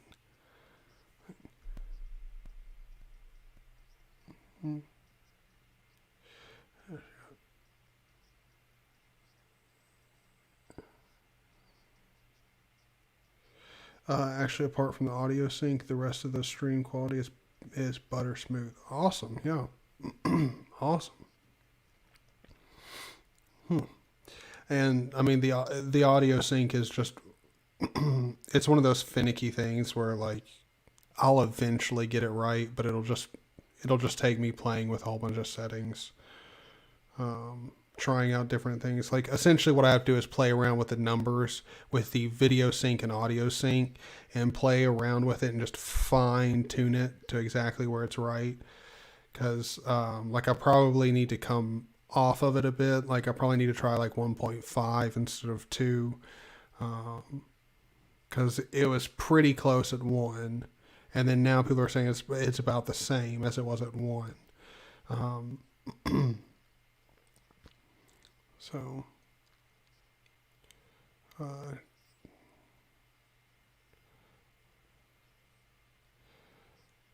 oh, well, hopefully I'll keep up with Discord so that I can see what you say. Hold on, we'll go over to Discord.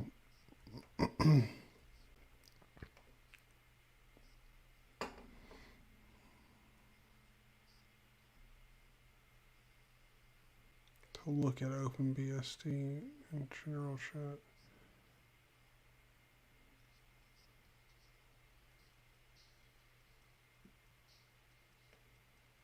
What? I changed the permissions for this. Edit category. Hold on. Permissions. OpenBSD for everyone. Manage. Send message. Read message history. Yep. What the fuck, dude? Dude, I'm telling you, Discord and its permissions. I'll never get it. Edit channel. Permissions.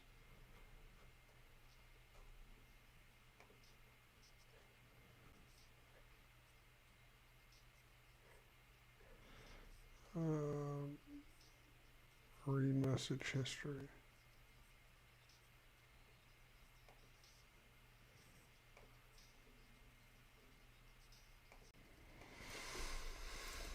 Oh, yeah.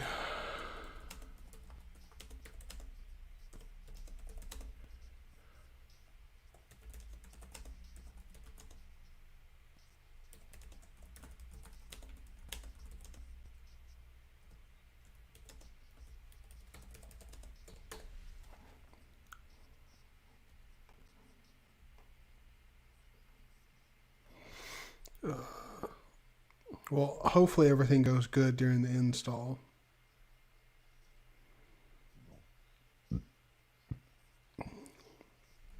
Yeah, same thing. Here, like everything's sold out. Like everything. In stores.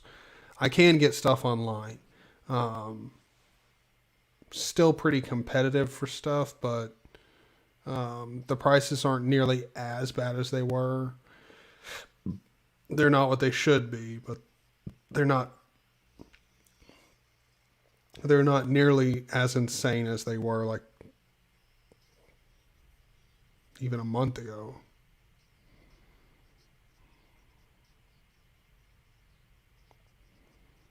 GUI for FFmpeg dedicated to streaming. Yeah. That would be a good piece of software, but I mean the thing about that is like at the end of the day, essentially what you're doing is you're remaking OpenBSD or OBS, but just an inferior version of OBS. I mean, essentially that's what I'm using. Like, I mean, for me, like what I would consider my scripts are like bootlegged OBS. Like, I mean, they essentially accomplish the same thing as OBS, but they don't nearly have all the good features that OBS has. But still, I think it's better this way. Because it's custom. It's just for me, you know. Now anyone else can use it and tailor it. Like these will be up in my dot files. But yeah, no nonsense OBS. That's literally what it is. It's literally what it is. But look, it is it's almost 5:30 in the morning. I should really lay down and go to bed. Really should. Really should. Like, absolutely should. But I mean, damn it, I've got Nosy installing OpenBSD, so I can't just pass out and leave him abandoned.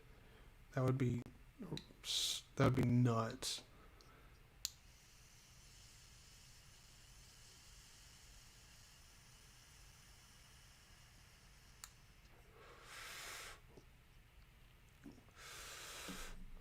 Oh, awesome.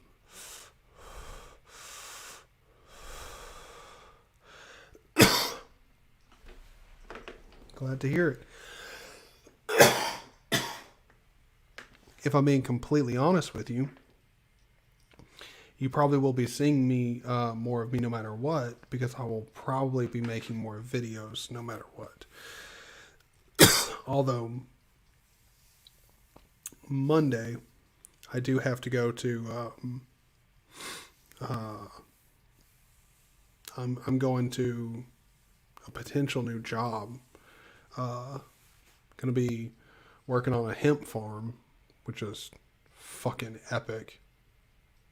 Like, my whole job's going to be like farming weed, dog. So, what could be better? But I'm essentially going to be, I believe I'm a trimmer. I believe that's what I'm doing. Which, dog, like, if I go there, I'm allowed to just put in some air, like, they tell me what to do, show me how they want me to trim it and everything. And then, like, either at some point tomorrow or, the next day I work there, I can just put on the AirPods and just sit there and trim away at bud all day. Hell yeah, dude. I'm going to come in there, be hitting my Delta 8 pin, just be getting fucking high as hell while I sit there and just trim weed and get paid for it. I'm very excited about that. That is going to be an awesome job. But apparently it's a family hemp farm, you know.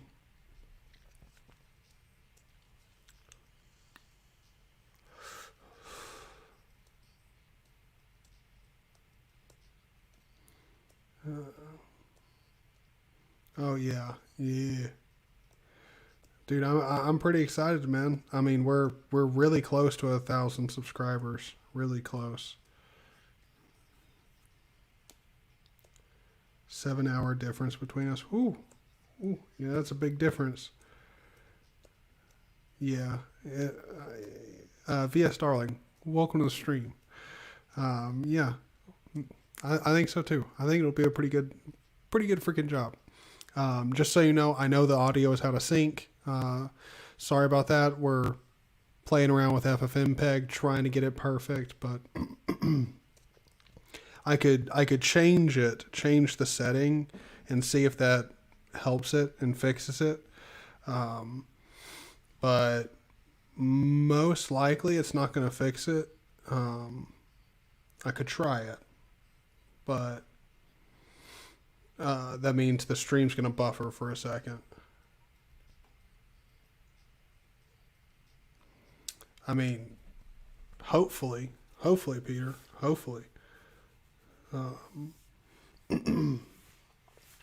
But I don't know, like, really how crazy it'll be. But really, in all honesty, I don't really care. Like, you guys already, like, the fact that I have more than 2 patrons blows my mind. The fact that I've already started to sell merch, like, is nuts to me. Yeah, by the way, I don't know if I've said it. I think I've said it on the channel, but people have started to order merch, which is crazy to me. But yeah. But yeah.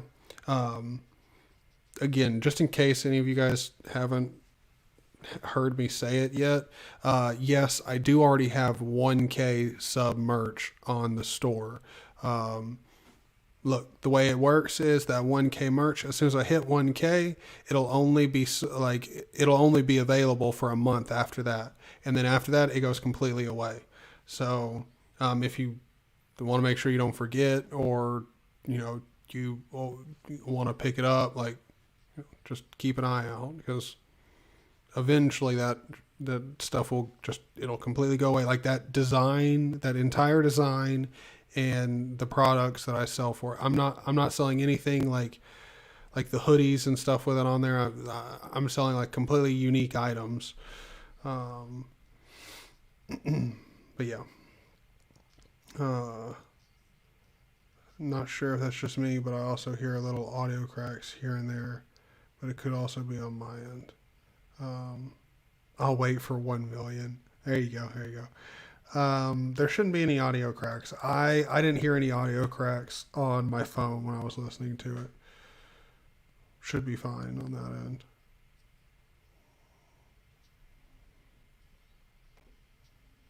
Let me change up the music.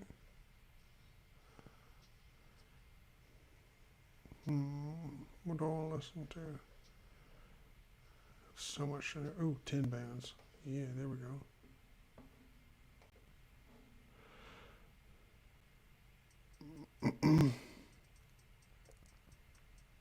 But very, very rarely. Interesting. Very weird. May have something to do with me playing music, maybe? I have no idea.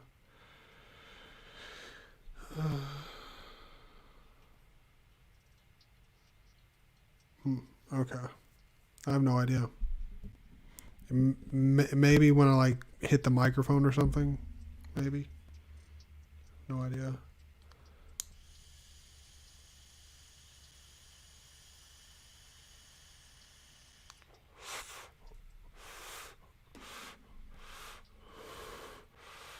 But yeah, I definitely need to go to bed. But I just probably won't. I'll probably just end up continuing to stay up. Because I can. I'm trying to keep an eye out for when/if Nosy says something in Discord about how it's going. Oh, yeah, I need to go ahead and go to bed. Oh, I'm so tired. I could finally go to sleep. Yeah. I think this is where we're going to have to end it, boys. Thank all of you guys for being here. It's been a lot of fun. This was definitely not like productive or cohesive or anything like that. It was literally just me sitting here vaping, nicotine and pot, at like 2 o'clock in the morning. No, I started this at 3 o'clock in the morning. Just chilling, talking about OpenBSD. I think I configured dunst and shit. I have no idea. I have no idea what I've done this stream. But yeah. All in all, this is just a stream talking about OpenBSD, how much I like it. And it's been a lot of fun talking with you guys. Hope all of you guys have a good one, and I will see you in the next live stream and in the next video that's going to be coming up. I'm about to pass out. It's 5:30, so in a little under 4.5 hours, there will be a video coming up of me playing Xonotic on OpenBSD with Scott. Hopefully you enjoy that video. Don't forget to check out my links in the description, and I am going to finally go pass out. I'll see you boys